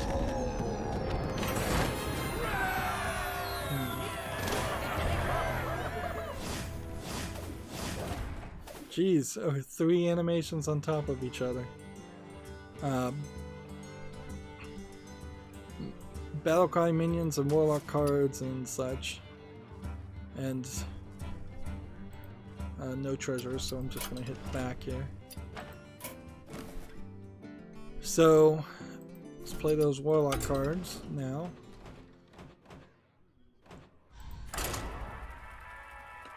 Here was another game the interactive application caught my attention on. Experience 112 or 112 seems to be a point-and-click adventure game that's mixed. Came out in 2007. So do I want to play a 2007 old game that looks like you're controlling the cameras and the doors and things like that, and you're not even really controlling the character? Probably not. There's at least 2 or 3 games on my wish list that are better versions of this concept.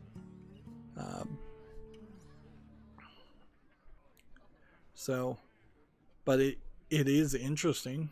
If I got deep down the well of point-and-click adventure games where you're monitoring, managing, and searching but from behind a camera, then I might come back to something like this. Frankly, though, the interactive suggester, as it is right now, probably needs several more sliders, and it needs a better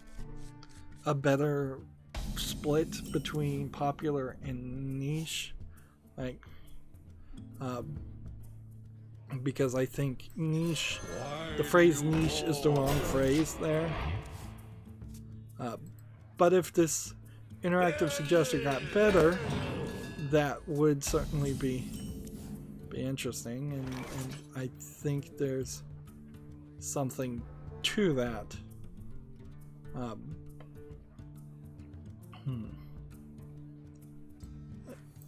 Particularly if once I've run out of games, which I probably would never run out of games on Steam. There's just so many of them. So the next Steam Labs thing, and we're spending a lot of time on Steam Labs because, again, no games came out, are micro trailers. What if you could absorb every game on Steam in just moments? So, classic micro trailers. So here we go. I kind of want to see the visual novels micro trailers.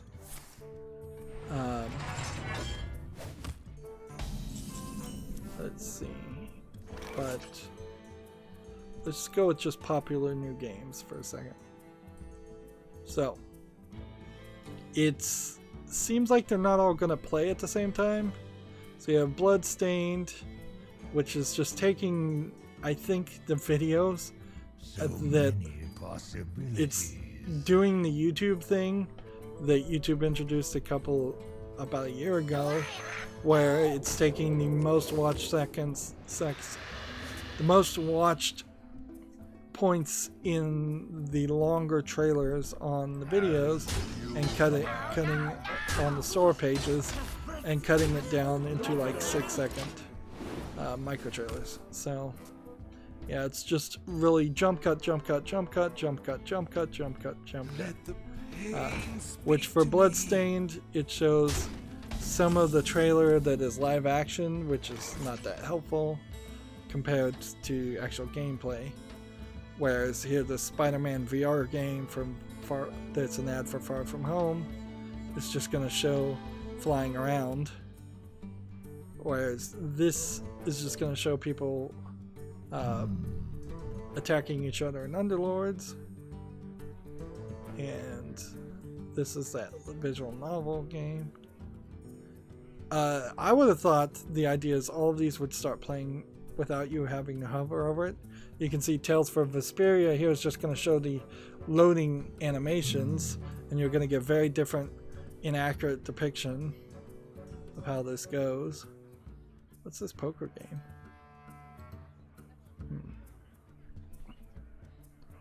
And you're definitely going to get some variety here. You've got like the Five Nights at Freddy's issue and Monster Hunter, and then like Put this apple on your head. 4 games.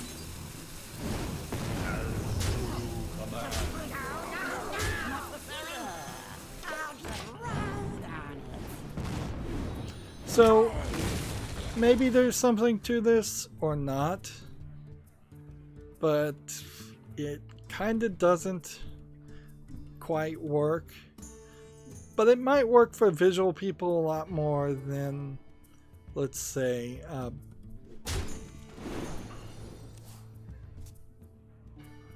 than just getting a single still screenshot. And I could see them eventually replacing all still screenshots on the storefront with moving micro trailers or something that just doesn't cycle through still screenshots. Now what's interesting here when I looked at the visual novels is it's playing the entire row instead of just one. So you have here a furry dating game, you have a standard anime game, and you have over here a oddly animated visual novel. And if we scroll over here and scroll down enough, we will probably run into something that shows some amount of lewdness. Here's even the live action, I think, Chinese one. So they're experimenting for sure.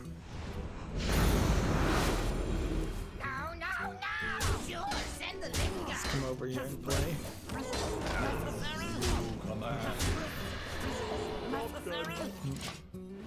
So there's classic micro trailers, play the entire row, and then there's scroll to play. So here's some RPGs, and it's just like as you scroll down, more load up, and you can see there's some major garbage showing up in this instance.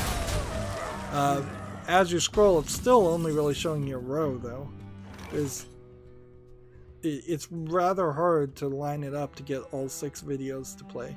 But this is kind of what I would expect, and I would also expect that after it plays it, maybe it plays it really quickly and it's 6 seconds. I think they're 6 seconds long.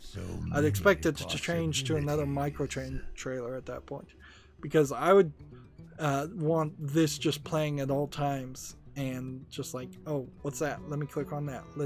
Oh, that changed to something more interesting? Good, let's click on that. Having to scroll down is a mess. Of course, this is all going to cost you a ton in bandwidth to do things like this. And then here we have Rock, Paper, Shotgun, PC Gamer, or popular new games. Let's look at the Big Quad. So the Big Quad instead shows 4 videos for Battlegrounds 3.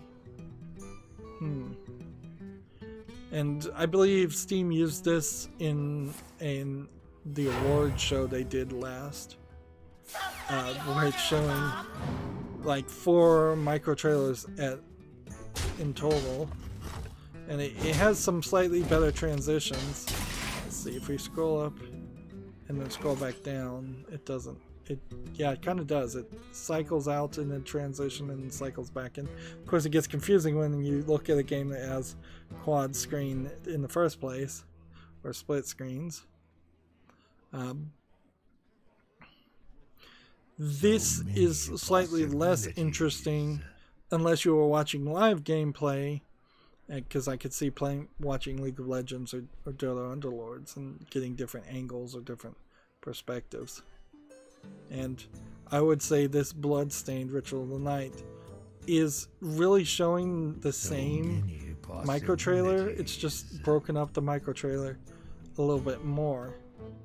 So you have the live action section here where he's torturing his previous artist because people didn't like the art of Bloodstained originally. And then you have some gameplay here, and you have a cutscene here, and a boss fight here.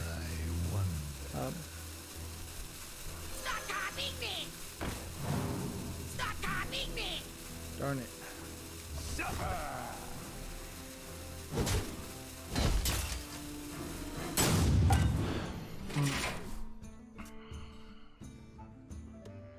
So is there anything more that they have to show? No. So I could see how micro trailers is experiment 01. So what was the interactive recommender?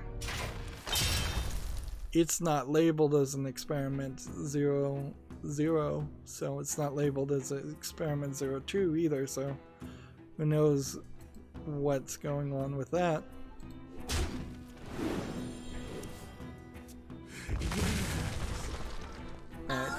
So the game that I clicked on was called Poker Stars VR, and it's in early access, but it's very well received. Although I find it questionable, why should a poker game be in early access, and why should a free-to-play poker game require VR? I guess if you did have VR, this might make some sense.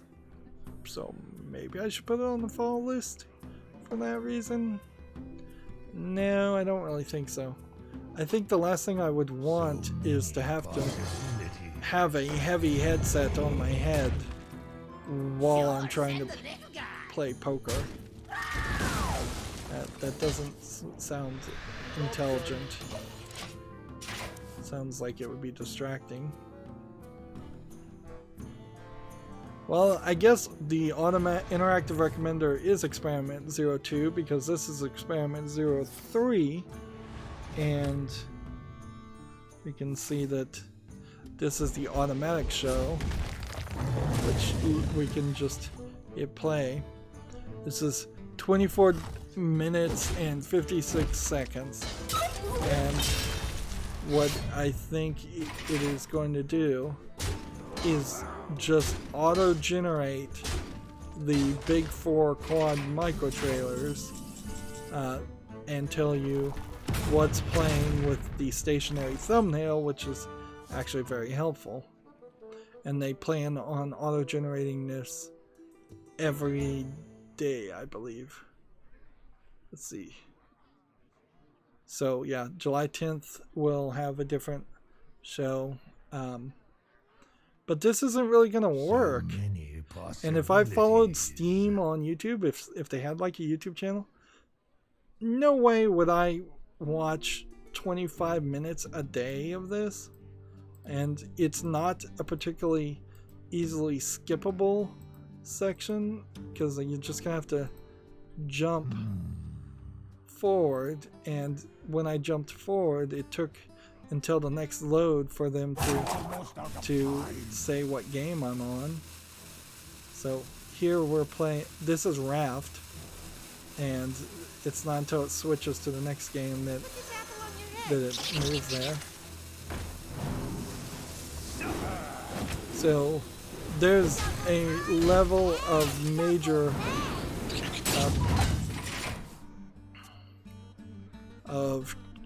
curation that they would have to do to bring this down. And there's a peek behind the scenes that's a minute and 30 seconds. Did you? Yeah, you're gonna have to really curate or break it down by category or something like that. But if people were to really watch this, I can definitely see why this is an experiment, though. It's just way too long. And inherently, let's go back and just criticize this. You have this intro, and then you jump immediately into talking about the game. 2 of 30, new and popular. How are we at 2 of 30? We were at, this should be 1 of 30. So some game disappeared as this was being generated, got removed, and then you're at 3 of 30. So this is on the screen the whole time for no reason, or almost all the time. There was no intro at the beginning saying, hey, today we're going to be talking about this game, this game, this game, and this game. Click here or click on this timestamp. There's no description on this telling you timestamps. There's no link anywhere here to say, hey, here's the games that you might be interested in, here's the games you won't be interested in, or you probably won't be interested in. And I'm not saying it needs to be customized to anybody, I'm just saying it needs to tell you when this is going to happen, or what you're going to even see. It's very possible that this 24-minute and 59-second video would be full of games that nobody is in any way interested in. And they move by so fast that here's a game that I'm actually interested in because I want to look at it a little bit more.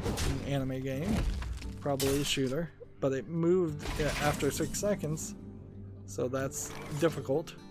Speaking of difficult, I heard this game, They Are Billions, is a particularly difficult style of game later on in the gameplay. It's kind of easy at the beginning and then gets harder in the last few levels. Well played.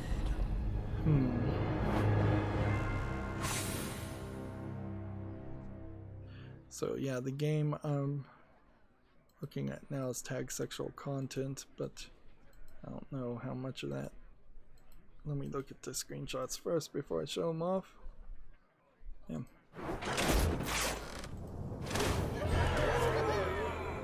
Alright, we played Warlock class cards, we need Battlecry class cards.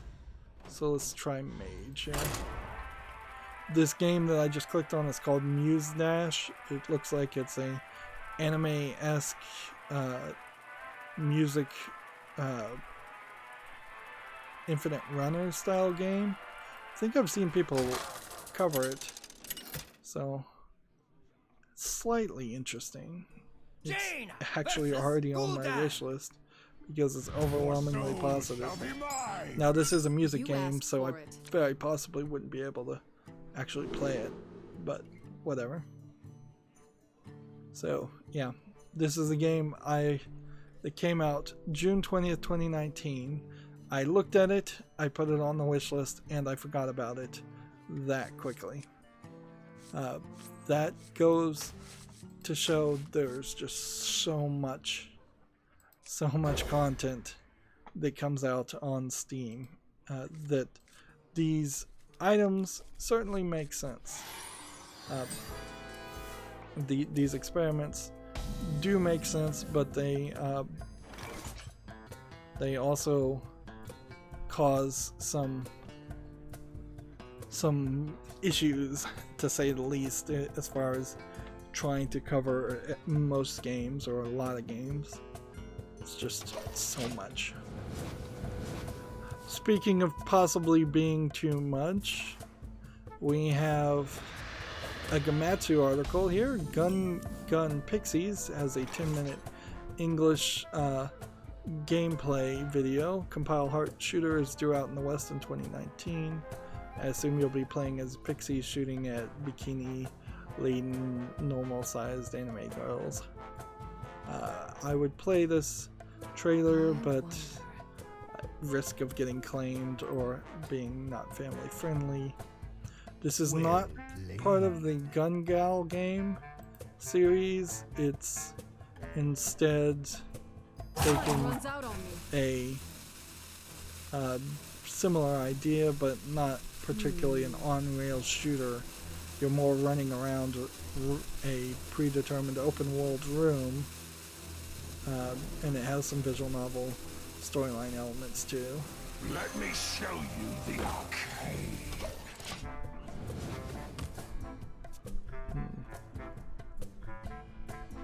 So yeah, Gun Pixies, probably not something I could play on YouTube, but if it does come out on PC, which I suspect it is, yeah, it's coming out in North America and Europe for the Switch and PC in 2019. It is something that I think would be silly enough to consider playing, but yeah, it's definitely not YouTube friendly.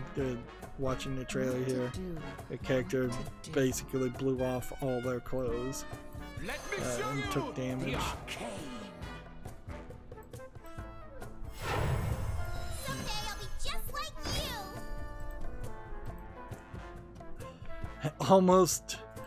Almost intentional in its placement, but it wasn't.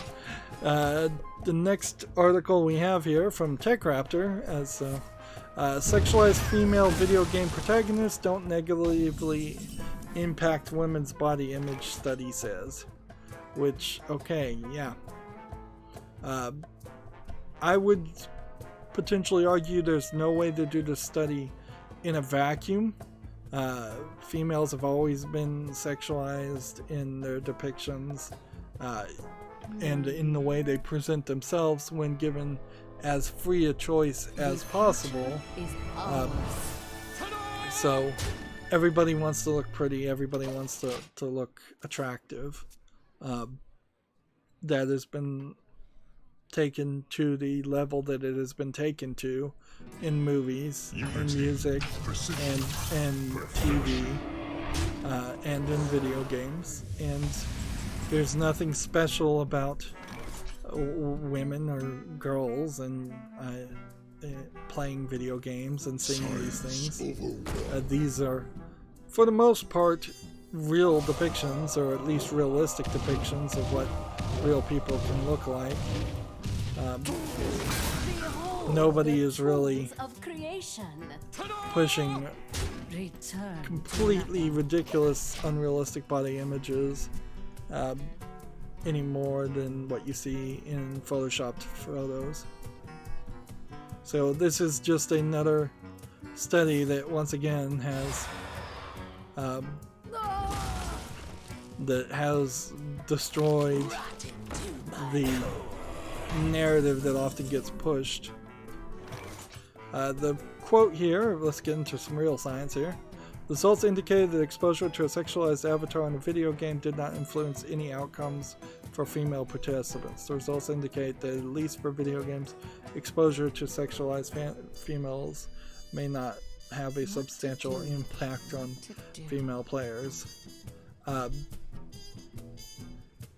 I think this study was where they were given two avatars, one in regular armor and one in like bikini armor, or they were given the option to see other characters in those styles of armors, and they probably did a double-blind style test to see how that would affect people, and it didn't affect them at all. Surprise, surprise.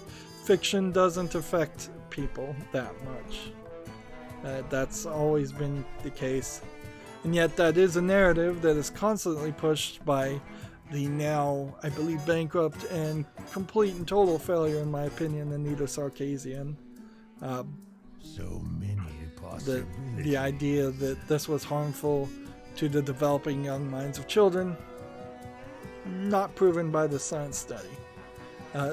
But that's certainly the puritanical, benevolent sexism that is often pushed by a lot of third wave feminists, particularly in the US Sarkeesian. Like, if you're not allowing a player of a video game to dress up their characters however they want, you're taking away their freedoms, you're not protecting anything. And if you're demanding that all female characters be shown in puritanical, covered up ways, you're showing that the characters are different in the game and treating the characters differently in the game. And I could go into a bigger rant about it, but there's really no reason, because it really is just talking to a brick wall.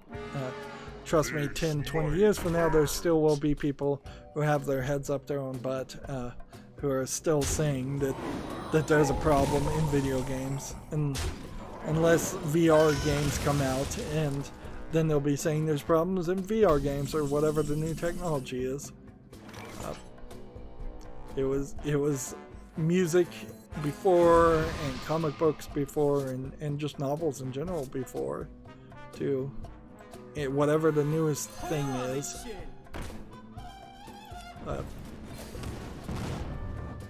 You win this time. Moving on, TechRaptor has an article. Labyrinth is shutting down for good on Steam on September 2019. I have no idea what this game Labyrinth is.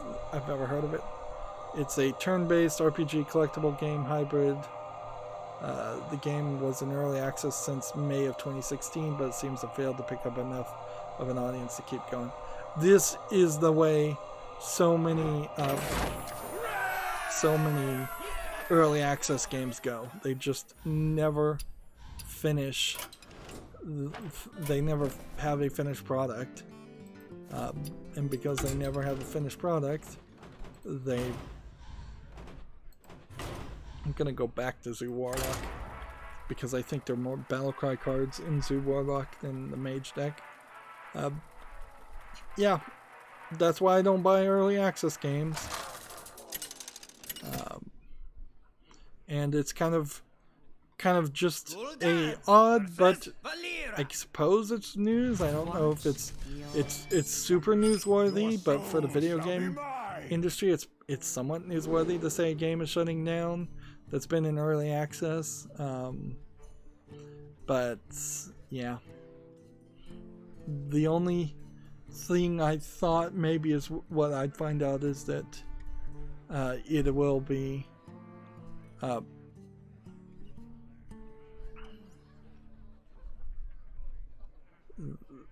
my only other thought was that maybe it was going to the Epic store and it was going to be shut down on Steam, but that doesn't seem to be the case. And the way this article is written, it's written like you should buy this game now because you'll never be able to purchase it before, when really the article should be written you shouldn't buy this game at all because it's never a finished product and it's never going to be a finished product. But whatever. We've got an update on a previous story here from Gamatsu. Tabagoro Super Monkey Ball has been rated for the PS4, Switch, and PC in Taiwan. The update is now it has also been rated for Korea. So it seems like there is a new Super Monkey Ball game coming out. For better or worse.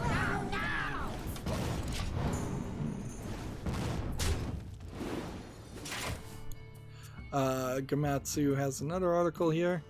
Is it wrong to try to pick up girls in a dungeon? Infinite Combat launches November 28th in Japan and Asia with English subtitles and adds a Switch and PC version. So seems to me like this is probably going to either be heavily encouraged to be imported into the West, or it actually is going to get a West release. This is based off the anime with this character that was pretty popular about a year or two ago. She's given like this ribbon that she ties around her top. She ties it around her shoulders and around her neck, and so every time she lifts up her arms or moves or anything, it acts as this bra that it just encourages the cleavage bounce. And she does have some hefty cleavage. Otherwise, this is, I think, a pretty generic but relatively well received isekai anime story, or another world anime story, fantasy anime story. I think it might be worth playing, but it probably isn't. Honestly, because by the time it came to the West, it's probably going to be forgotten. There may be a season 2 of the anime airing right now, and maybe it will continue on for 3 or 4 seasons, although that would be quite the ask on anime series. Usually you get like 2 seasons at most. So I think it probably will be it's too little, too late. But the game itself might be a standalone, interesting style. Like the game itself might be good enough to justify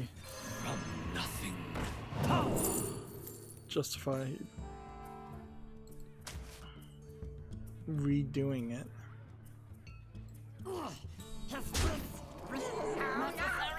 Let's see.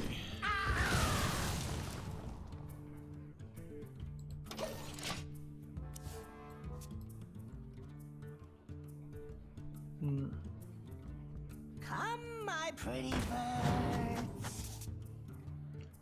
So here's a third YouTube Twitter feed, Team YouTube. Check out the updates as our product chief announces them. So they have fundraising with YouTube Giving. You can make donate buttons. I think with 100% of donations going to the nonprofit. Okay. A donate buttons button helps fans give with 100% of the donations going to a nonprofit. Now, there are ways in which YouTube can still get kickbacks for doing that, because they could be getting a flat fee in general for allowing certain organizations to be on that list in the first place. But that's kind of only speculation. I can't prove that that's what's going on.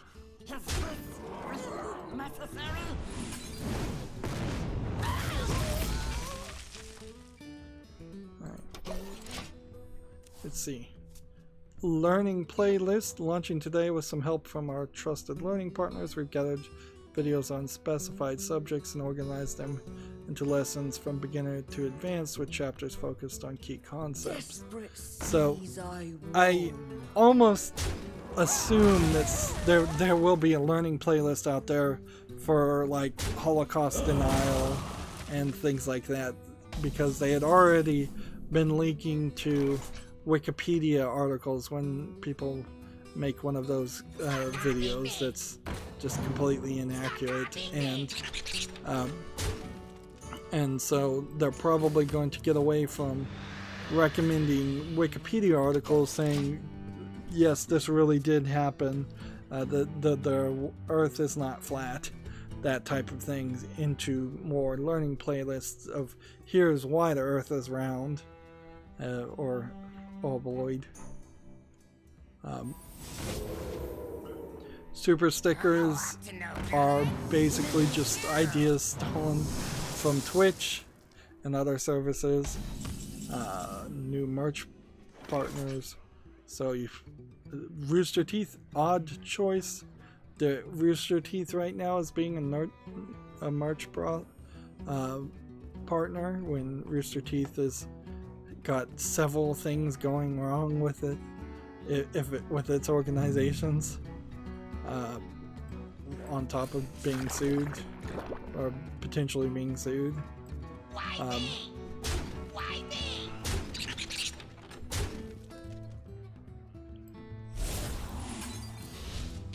Do that. I could have probably done a little bit more damage.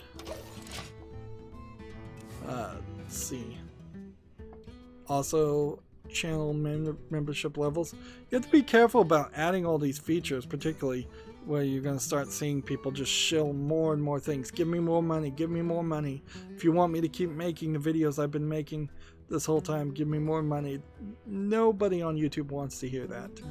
Even as a content creator who, if he was in the partner program, and again, let me beg for people to subscribe to my channel. If you know anybody whatsoever you can get to subscribe to my channel, or if you can just grab their phone and subscribe to my channel, that'd be very helpful. But I just want to do simplistic, like one ad at the beginning, maybe one ad at the end. I don't want to get crazy with it. I don't want to get annoying with it. I certainly don't want to get to the point where I'm doing membership levels, unless that's something that just is really done tastefully and it's asked for by fans.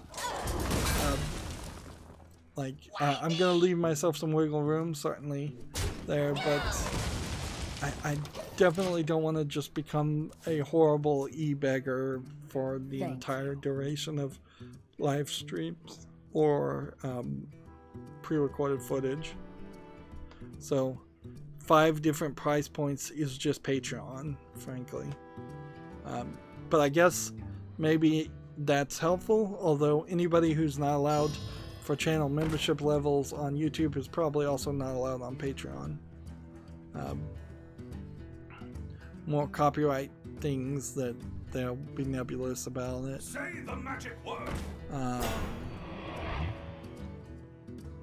And yeah, VidCon is the time when they announce all their new things. So that seems like that is the only time in the next 12 months we'll probably see any new features or things added to YouTube, whereas the rest of the next 12 months will just be nightmare, the standard nightmare of being a YouTube content creator.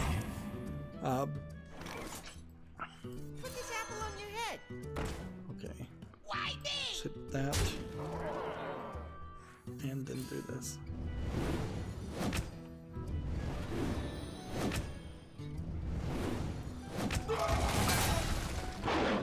Got it.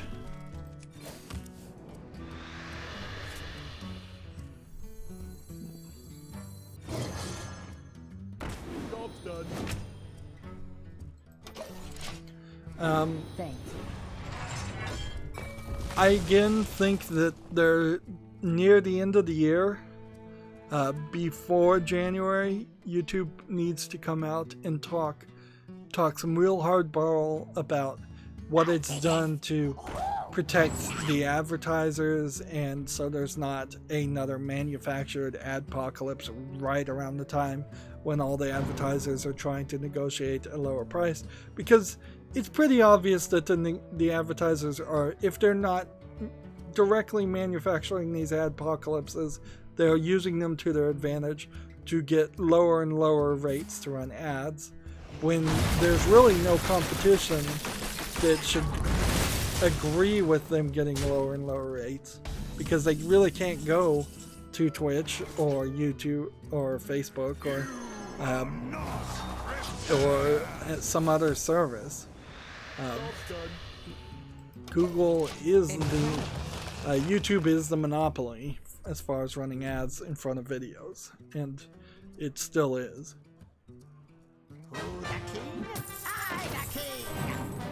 So yeah, they should definitely work to immunize themselves by having a big presentation talking about, here's the thousands if not millions of videos we've blocked, here's the videos that have been flagged, here's our instances of and reasons these videos have been blocked, here's how we've worked really hard this year to improve that and make sure we are demonetizing things that shouldn't be monetized.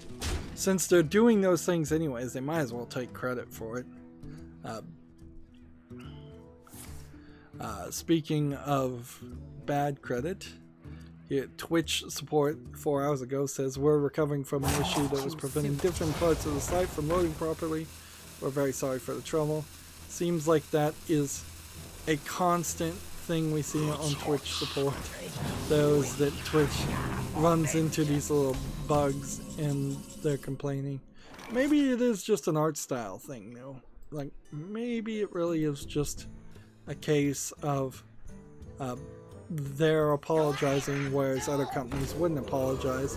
I disagree with it. I don't think you should apologize for a small downtime. It should just happen.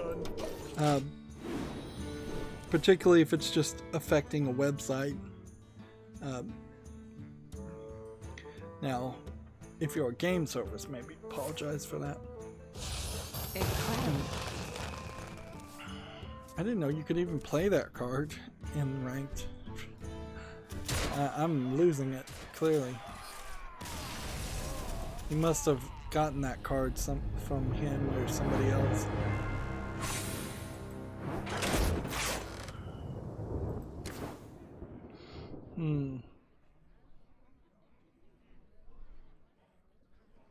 Well, we're still playing, I guess, so let's just keep on playing.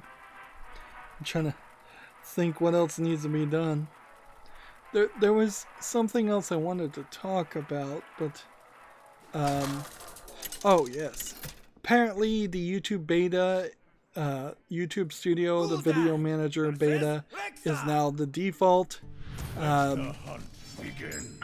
which Shall be mine. doesn't help anything for me particularly at all, and I didn't get any videos scheduled, and I definitely needed to get some of that done yesterday. I need to get some of that done today, and I really kind of don't want to do any of that either, because it's such a nightmare. And if I really have to go through YouTube Studio Beta, it's only going to make it worse. The YouTube Studio Beta is not a finished product. It is, I complained about it last stream, frankly, so this is going to get redundant if I'm not careful. It's not a finished product, it's not a more efficient product, it's just been changed slightly to confuse and delay people's productivity and made to look a little bit prettier. There are some bits of it that could almost be seen as improvements, but there's nowhere enough polish on it for that to feel like a valid statement. Moving on, we have a TechRaptor article. Ion Maiden is now Ion Fury and launches August 15th. Remember, the band Iron Maiden, which really shouldn't have a trademark for the phrase Iron Maiden, was suing them, and apparently they settled. But yeah, in the end, I don't think it really is going to change too much, because this Iron Fury game, like Ion Maiden, is just a modern game designed to look like a Duke Nukem game, and that's about it. It's not really something I think I'd want to play, or anything that looks interesting. I feel like there's a level of just bad gameplay design concept in general there. I don't think too many people want to play old 3D first-person shooters.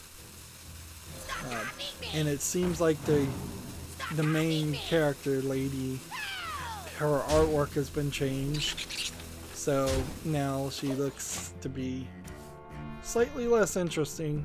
It looks like her outfit's changed and covering up more, and it looks like her gun may have changed. So yeah, I was uninterested in Iron Maiden, and I'm uninterested in Iron Fury. Why do you call? Let's see. Let's go ahead and attack with this first. Do this. Then that.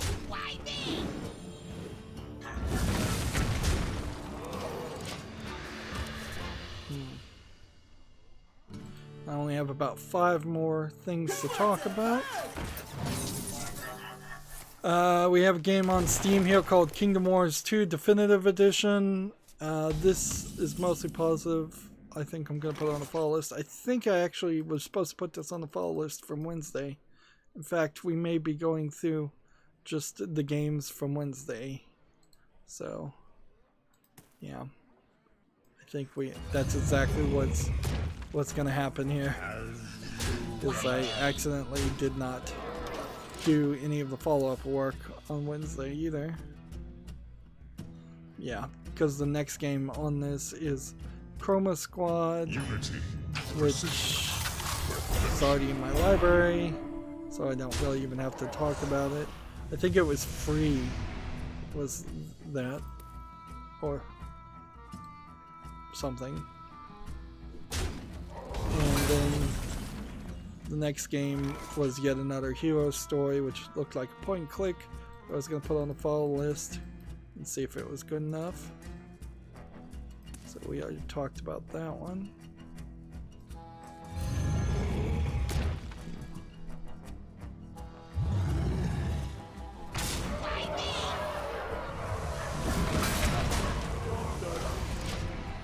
And so then the last two of these are also going to be fall list games. Monsters of Little Haven, which is a black and white looking game that I was going to give a chance to.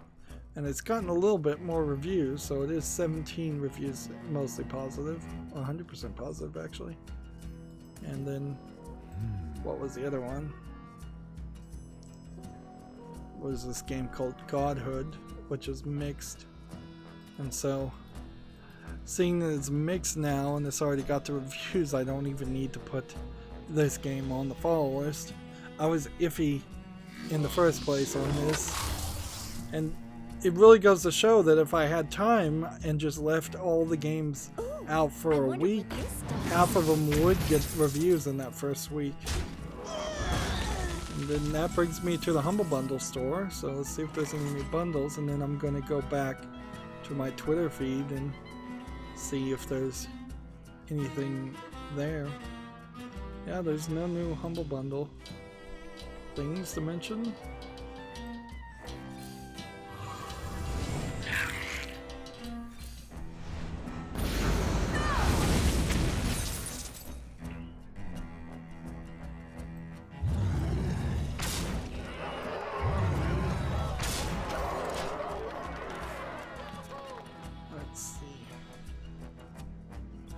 See, there probably isn't any new tweets either.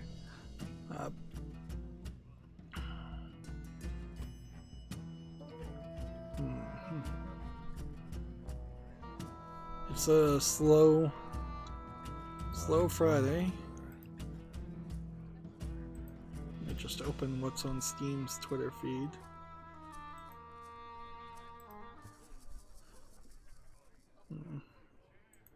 Yeah, there's some games that came out on what's on Steam, so seems like they may have taken a while for their API to update. So that'll give us some more games to talk about. Yeah, quite a few more games to talk about. Am I finally done? 20 battle cry cards. We need 3 mighty cards. It would be mighty though. I don't have anything that's mighty.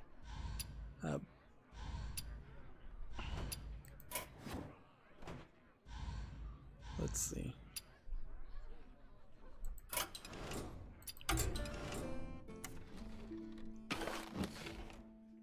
How do I have cards that need to be dusted, by the way?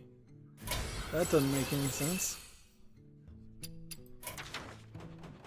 Right. This. Druid. Here. This.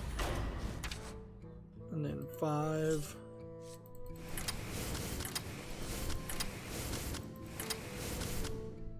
I don't think actually spells are what we want.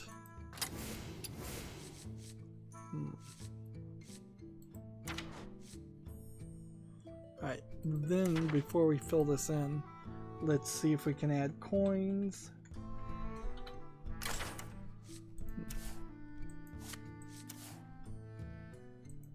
That doesn't help me in any way. Let's see if we can add mana.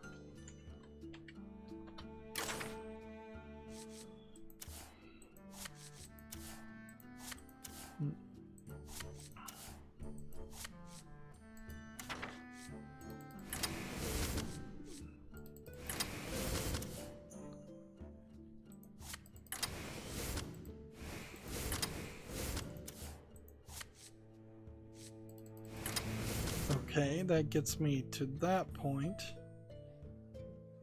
Now, do I want more 5s?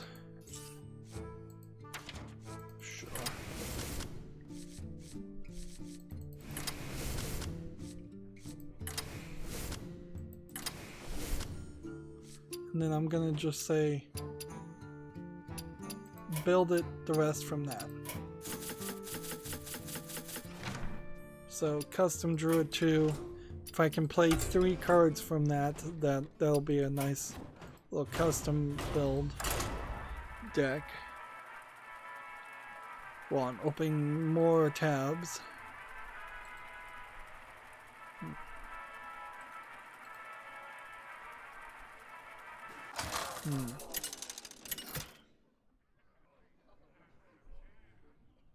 Malfurion versus Illyria. Tremble for the I'm mighty elves. looking at the Amazon.com Prime Day sales. It doesn't look like there's going to be too much on sale, Masterful. frankly. I can see. But there does look like the Sega Genesis Mini might be on sale. So if I could hop on that, there might be a reason to grab that. But everything else seems like it's generic. Amazon Prime Day has never really been great sales. It's just kind of a great excuse to buy something on Amazon.com, particularly if you just haven't bought any things. Unfortunately, You asked for it. with more important things needing to be purchased, like video cards and video games on Steam, yeah, if there's like Steam gift cards that were on sale, I might grab that. But most of what usually shows up is not going to be great. I wouldn't be surprised if there are Raspberry Pi 3 Model B Pluses on sale. Not a terrible thought, but not the greatest either. What shall we do? The Raspberry Pi Model 4 seems to be perfectly fine, and it's already got a firmware upgrade to potentially improve some of its issues.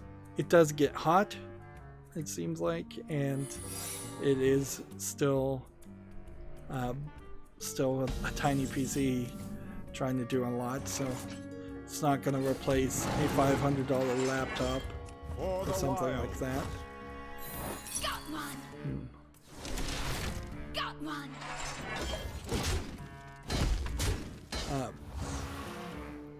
But yeah, I don't suspect there'll be too much that I actually buy, if anything.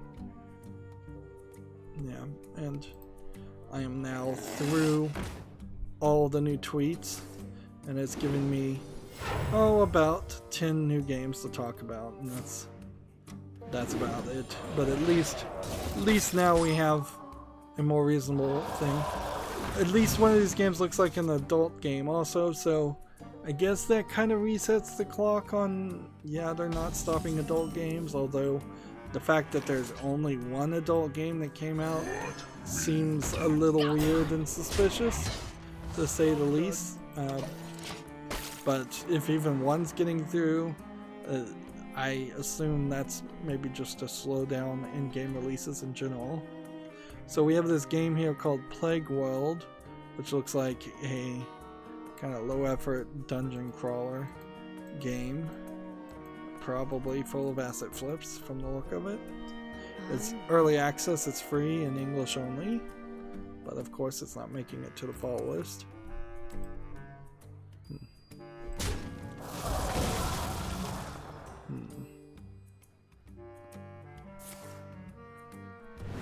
We're gonna watch this actually play through.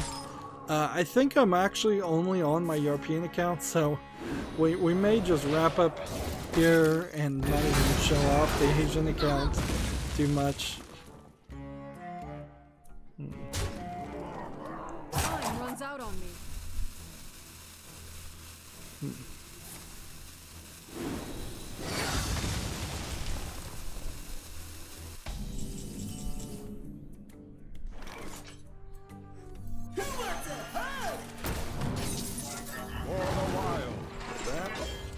Next we have a game here, so I went quiet there, called Spy Tactics, which looks like a lot like Hitman Go.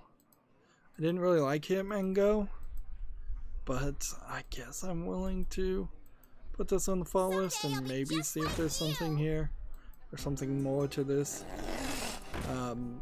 Is this from the same developer as the Hitman Go series? No, because that would be published by Ubisoft, wouldn't it? It's discounted to $2.69, Spy Tactics says, and it's English and Russian, so it may be kind of nothing. But even if this is a low effort asset flip game, it has a level of polish on it, even instilling the Hitman Go concept enough that it looks unique. Until we start seeing 4 or 5 of these come out every week, or we see another dozen or so of these come out in the next month or so, I can't really say Spy Tactics does not stand out. So I'll put it on the fault list, see what the reviews say. Wouldn't be surprised if the reviews actually don't say much of anything.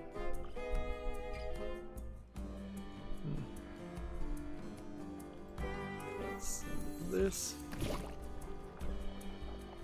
And then I need to give them +1/+1. So I can do this. So I can do this. So I can do this. Job's done.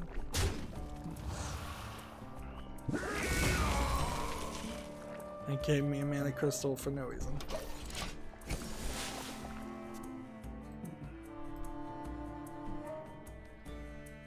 I'm just gonna quickly scroll down the what's on Steam Twitter feed and see if maybe I'm not seeing all of their posts.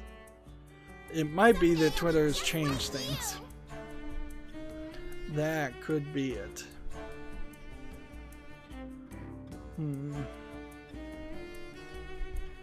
No, it really just seems like that it wasn't working.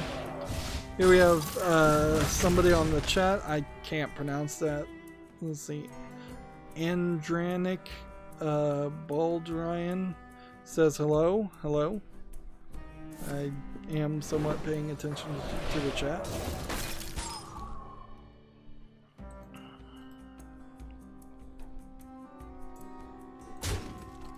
There's definitely some games I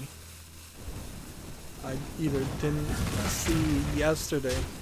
Yeah, I think that's part of the problem, is that I took yesterday off and at no point checked the feed. But I think the what's on Steam, I'm not getting all the tweets too. Might be time to mute some people again so that I can get more news to actually talk about.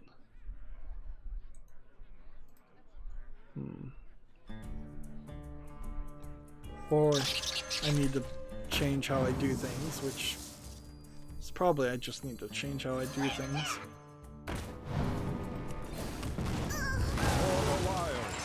I can play 5 cost minions. I should be playing 5 cost minions. I'm playing stupidly here. Yeah. Yeah, I think I'm just gonna have to change how I do things going forward. So next game we have on Steam is called Blazing Chrome. It's already rated very positively. This is a Contra style game. I'm not sure if this video is going to actually show any of it. Here it is. Yeah. So 2-player co-op. I think you can play it in 1 player too. Contra style game, for lack of a better term. $16.99. Single player, local multiplayer, local co-op, no online, English and a bunch of languages. I'm gonna put this on the follow list. I kind of need to have some thoughts about, can I play a Contra game, because they are difficult, but Get behind me. that's kind of my only main concern is would I just get my behind handed to me every time I try to play something like that. Next, here's a game on Steam called Red Hot Vengeance, which looks like it's a black and white and red top-down twin-stick shooter. Looks like it's probably an office shooting simulator, for lack of a better term. It's free. It's English. If you want to try it out, that's fine by you. I don't think YouTube would be particularly happy if I covered this game, nor is there really reason to cover a free game. Check out Red Hot Vengeance if you want to play it. I don't think it's going to be that interesting. I think it's probably heavily inspired by Super Hot. So draw 3 cards. And do this.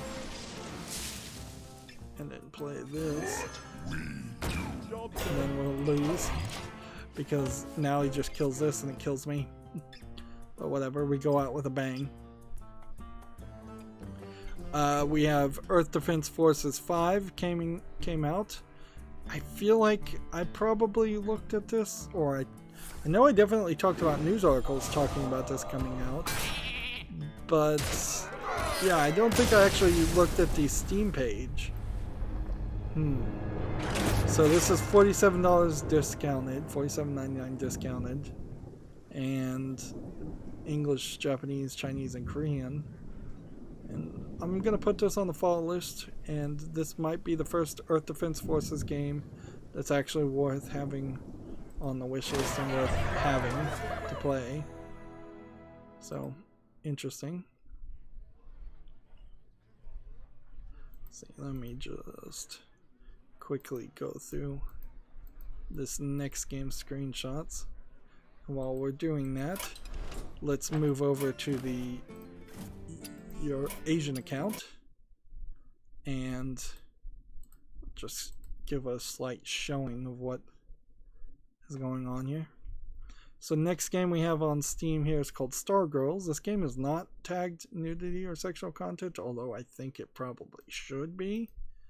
So that's interesting. It looks like it's a dating simulator / shoot 'em up game.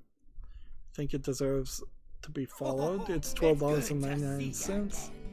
It does have, let's see, this game may contain content not appropriate for all ages. It may not be appropriate for viewing at work. Sexual content, general mature content. So no sexual content tag coming to the top here, but in the actual developer's disclosure there is. It says English only.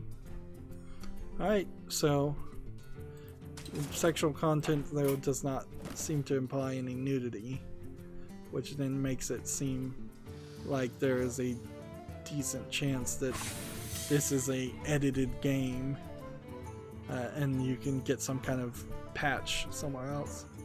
So I need to win with a rogue or a warrior, and let's see.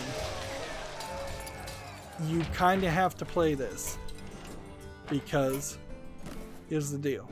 It wants you to play 30 cards, so I could win with a rogue or warrior in standard play. But after you play those 30 cards, it's going to ask you with another daily quest to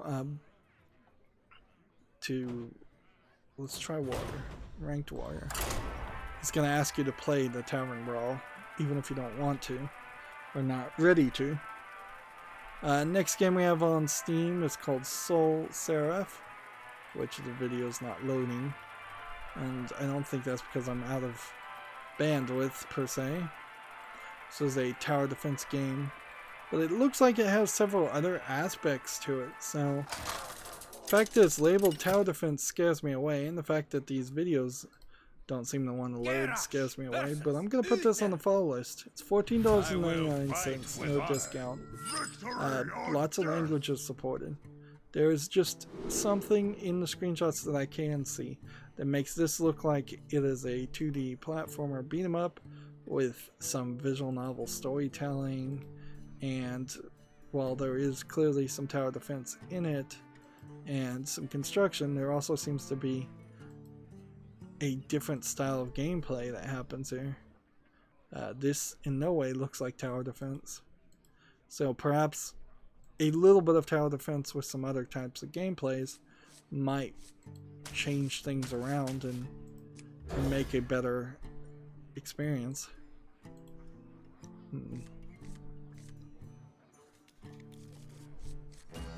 Let's see. We have not been really seeing a lot of troll games lately. Or in this case, we really don't often see just straight up copyright infringement and stolen ideas. So we have here Cyberpunk Girls 2077, which is mixed review. It is a jigsaw puzzle game with anime characters where the art very possibly is stolen. Here you have a anime Keanu Reeves.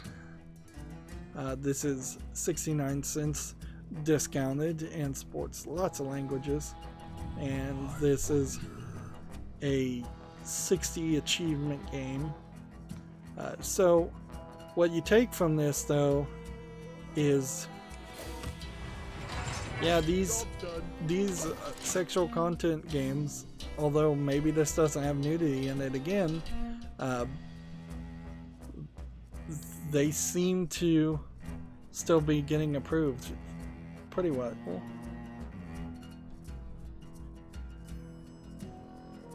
Yeah, according to the description, some characters wear mildly revealing clothing, which I think is probably a slight understatement. So we might be seeing the beginning of a no nudity policy, but yes, ludity policy on Steam, as that this policy is oddly and randomly enforced. Or it might just be nothing. Yeah. Access denied. But the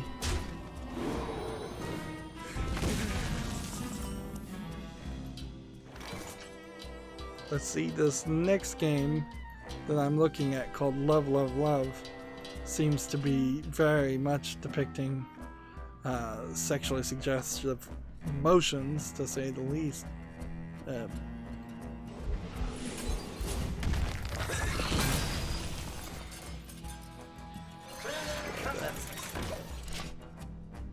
So I can barely even, half these screenshots are not really YouTube safe. Ooh, a rainbow.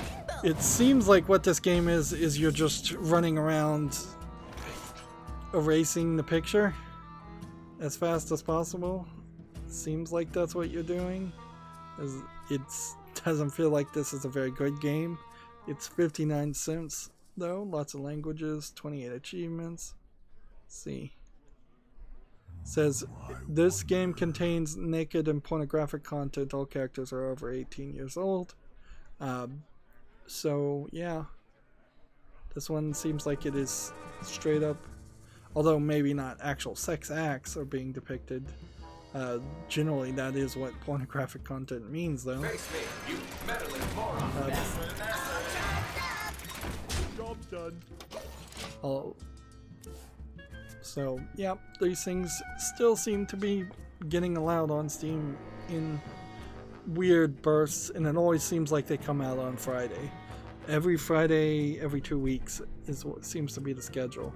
So I suspect there is somebody somewhere that looks at all these games and approves most of them, although sometimes seems to disapprove of some, which then causes people to complain. Next we have a game on Steam called Streets of Rogue. It's labeled overwhelmingly positive. This must be a rogue light game, or so. None of these images want to load. Why do they not want to load? I don't see anything particularly visually interesting about this game, but I'll put it on the follow list because it really is just a mob rule experience. Like when you've got thousands and thousands of people that are overwhelmingly positive, it probably is good, and I did like Rogue Legacy. It's $19.99. So yeah, I'll put it on the follow list.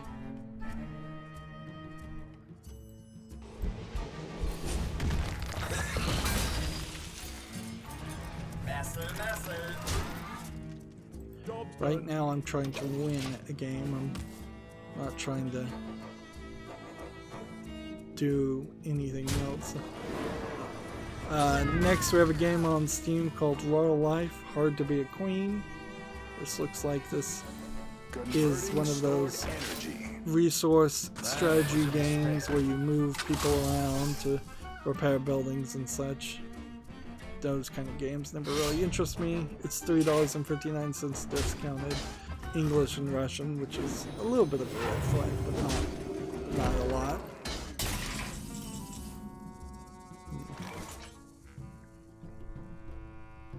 Let's see.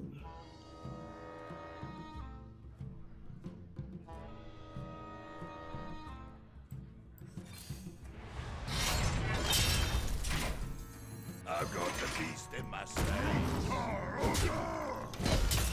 The next game we have on Steam is called Vermilion Watch, Parisian Pursuit Collector's Edition. This is from Big Fish Games. We haven't seen one of these Big Fish Games hidden object games in a while. And it looks like this is a more recent one because it's widescreen. Looks kind of fancy and polished, as they always do. And it is selling for $12.59 discounted. So they are still at the high price, but not the highest price. I think I've seen them go up to $13 even, or $12.99. So then they realized apparently $13 was too much to ask. The Vermilion Watch is English only as far as the language.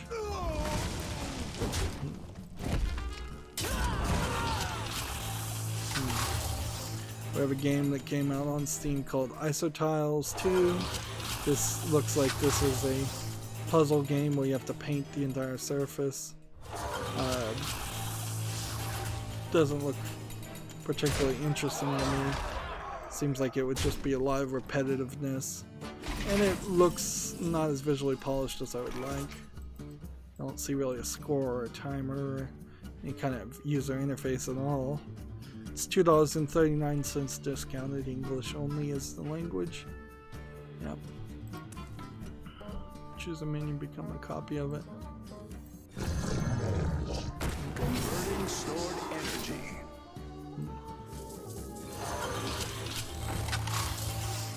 There you go. Take that.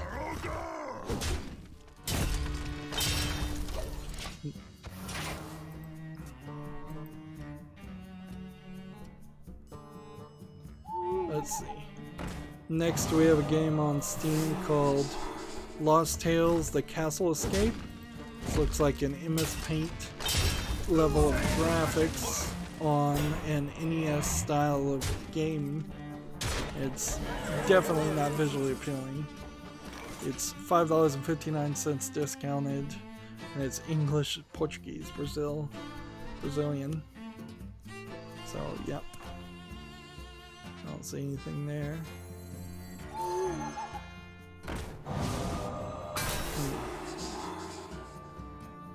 Let's see.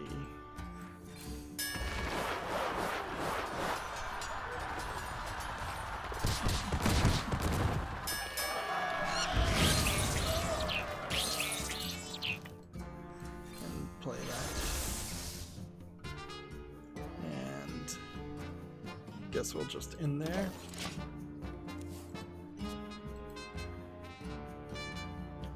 Next we have a game on Steam called Disatone Confusion.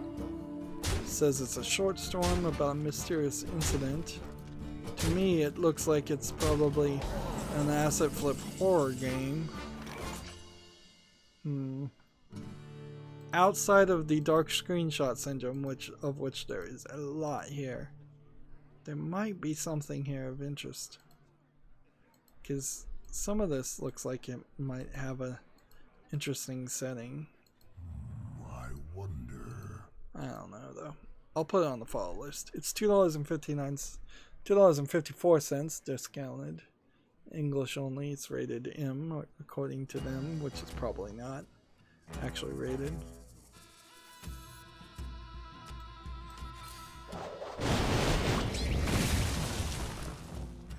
Save the best for last.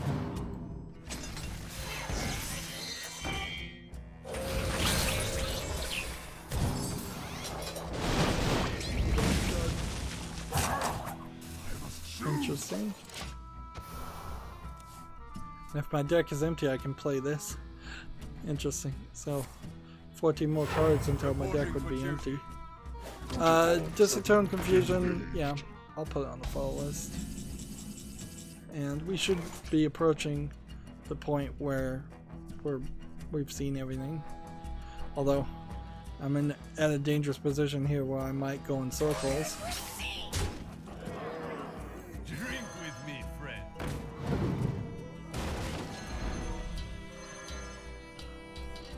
Save the best for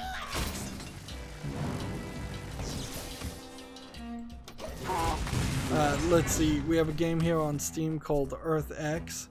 This seems like this is probably just a low effort simulation game, I guess.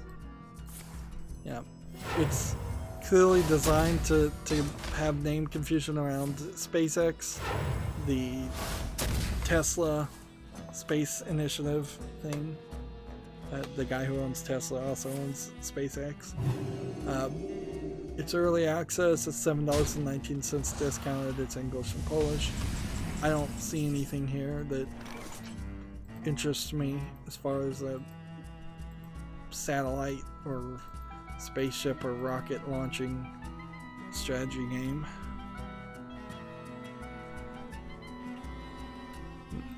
This and this and this. Challenge That. accepted.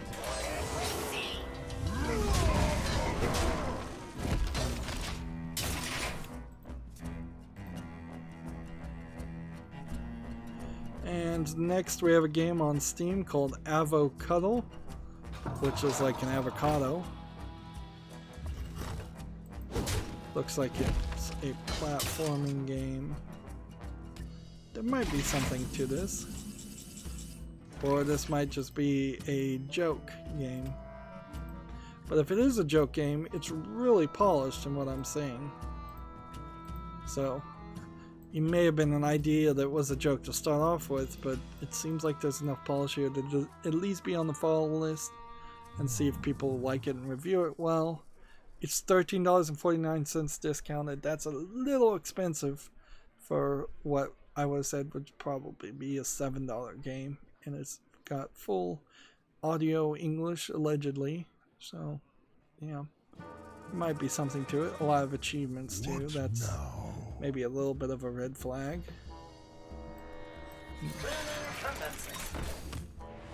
Hostile detected. Challenge accepted. There we go.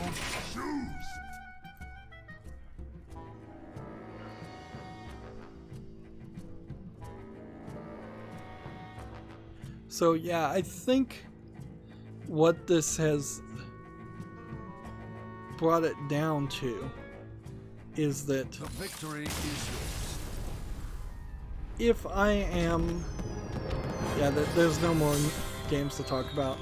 If I am specifically looking at the What's on Steam Twitter feed, I will see all their games. Maybe I'm not always seeing them always on my personalized Twitter front page feed. And that is in part because I'm not checking it as much as I would like to be checking it. Need to play a bunch of Hunter class cards, which means I could start Into the Tavern Brawl and play Hunter. We have here, we're going to wrap up in just a second. And I have 5 more tweets to talk about. It just came out. Here, we'll just go on the title on this one. Let's see. Overwatch developer update announces a delay on Hero 31 and summer games are coming sooner. There's more information if you're interested as far as that. But yeah, that's kind of unimportant. And then the other article we have here is from Gamma Sutra. Gears 5 is going to drop depictions of smoking after the urging from the Truth Initiative, which I guess is alright. But then inherently I think more people are juuling and e-cigarette smoking these days than they are smoking real cigarettes or cigars. As for this, yeah, I gotta just play 7 more cards and then that'll unlock something, and play 30 more 100 cards and that'll unlock something. And for this Tavern Brawl, if I unlock this pack, whatever. If I don't unlock this pack, we'll play it on Monday. And let's see. There's not, I think, anything else that really needs to be talked about. So that's going to be it for this live stream. It's been slightly more interactive. Somebody got on the chat on a Friday, so that's good. That's it for this recording, though. As always, I ask you to like, share, subscribe, comment, and watch every second of my videos, because that helps me with YouTube. Tells them that my videos are worth watching. When you subscribe, click the notification bell and then click the options on the notification bell if you want to get all notifications for real. If you want backup notifications, there's a bunch of social media links down below in the description box. And if you want to support my channel even more, which would be greatly appreciated, there's a link to Patreon down below. Or you can friend me on Steam and gift me a game off my wish list, or gift me a game you want to see me cover, or just gift a gift card. Those are all valid ways to one-time support my channel. Thank you for watching. Have a good evening.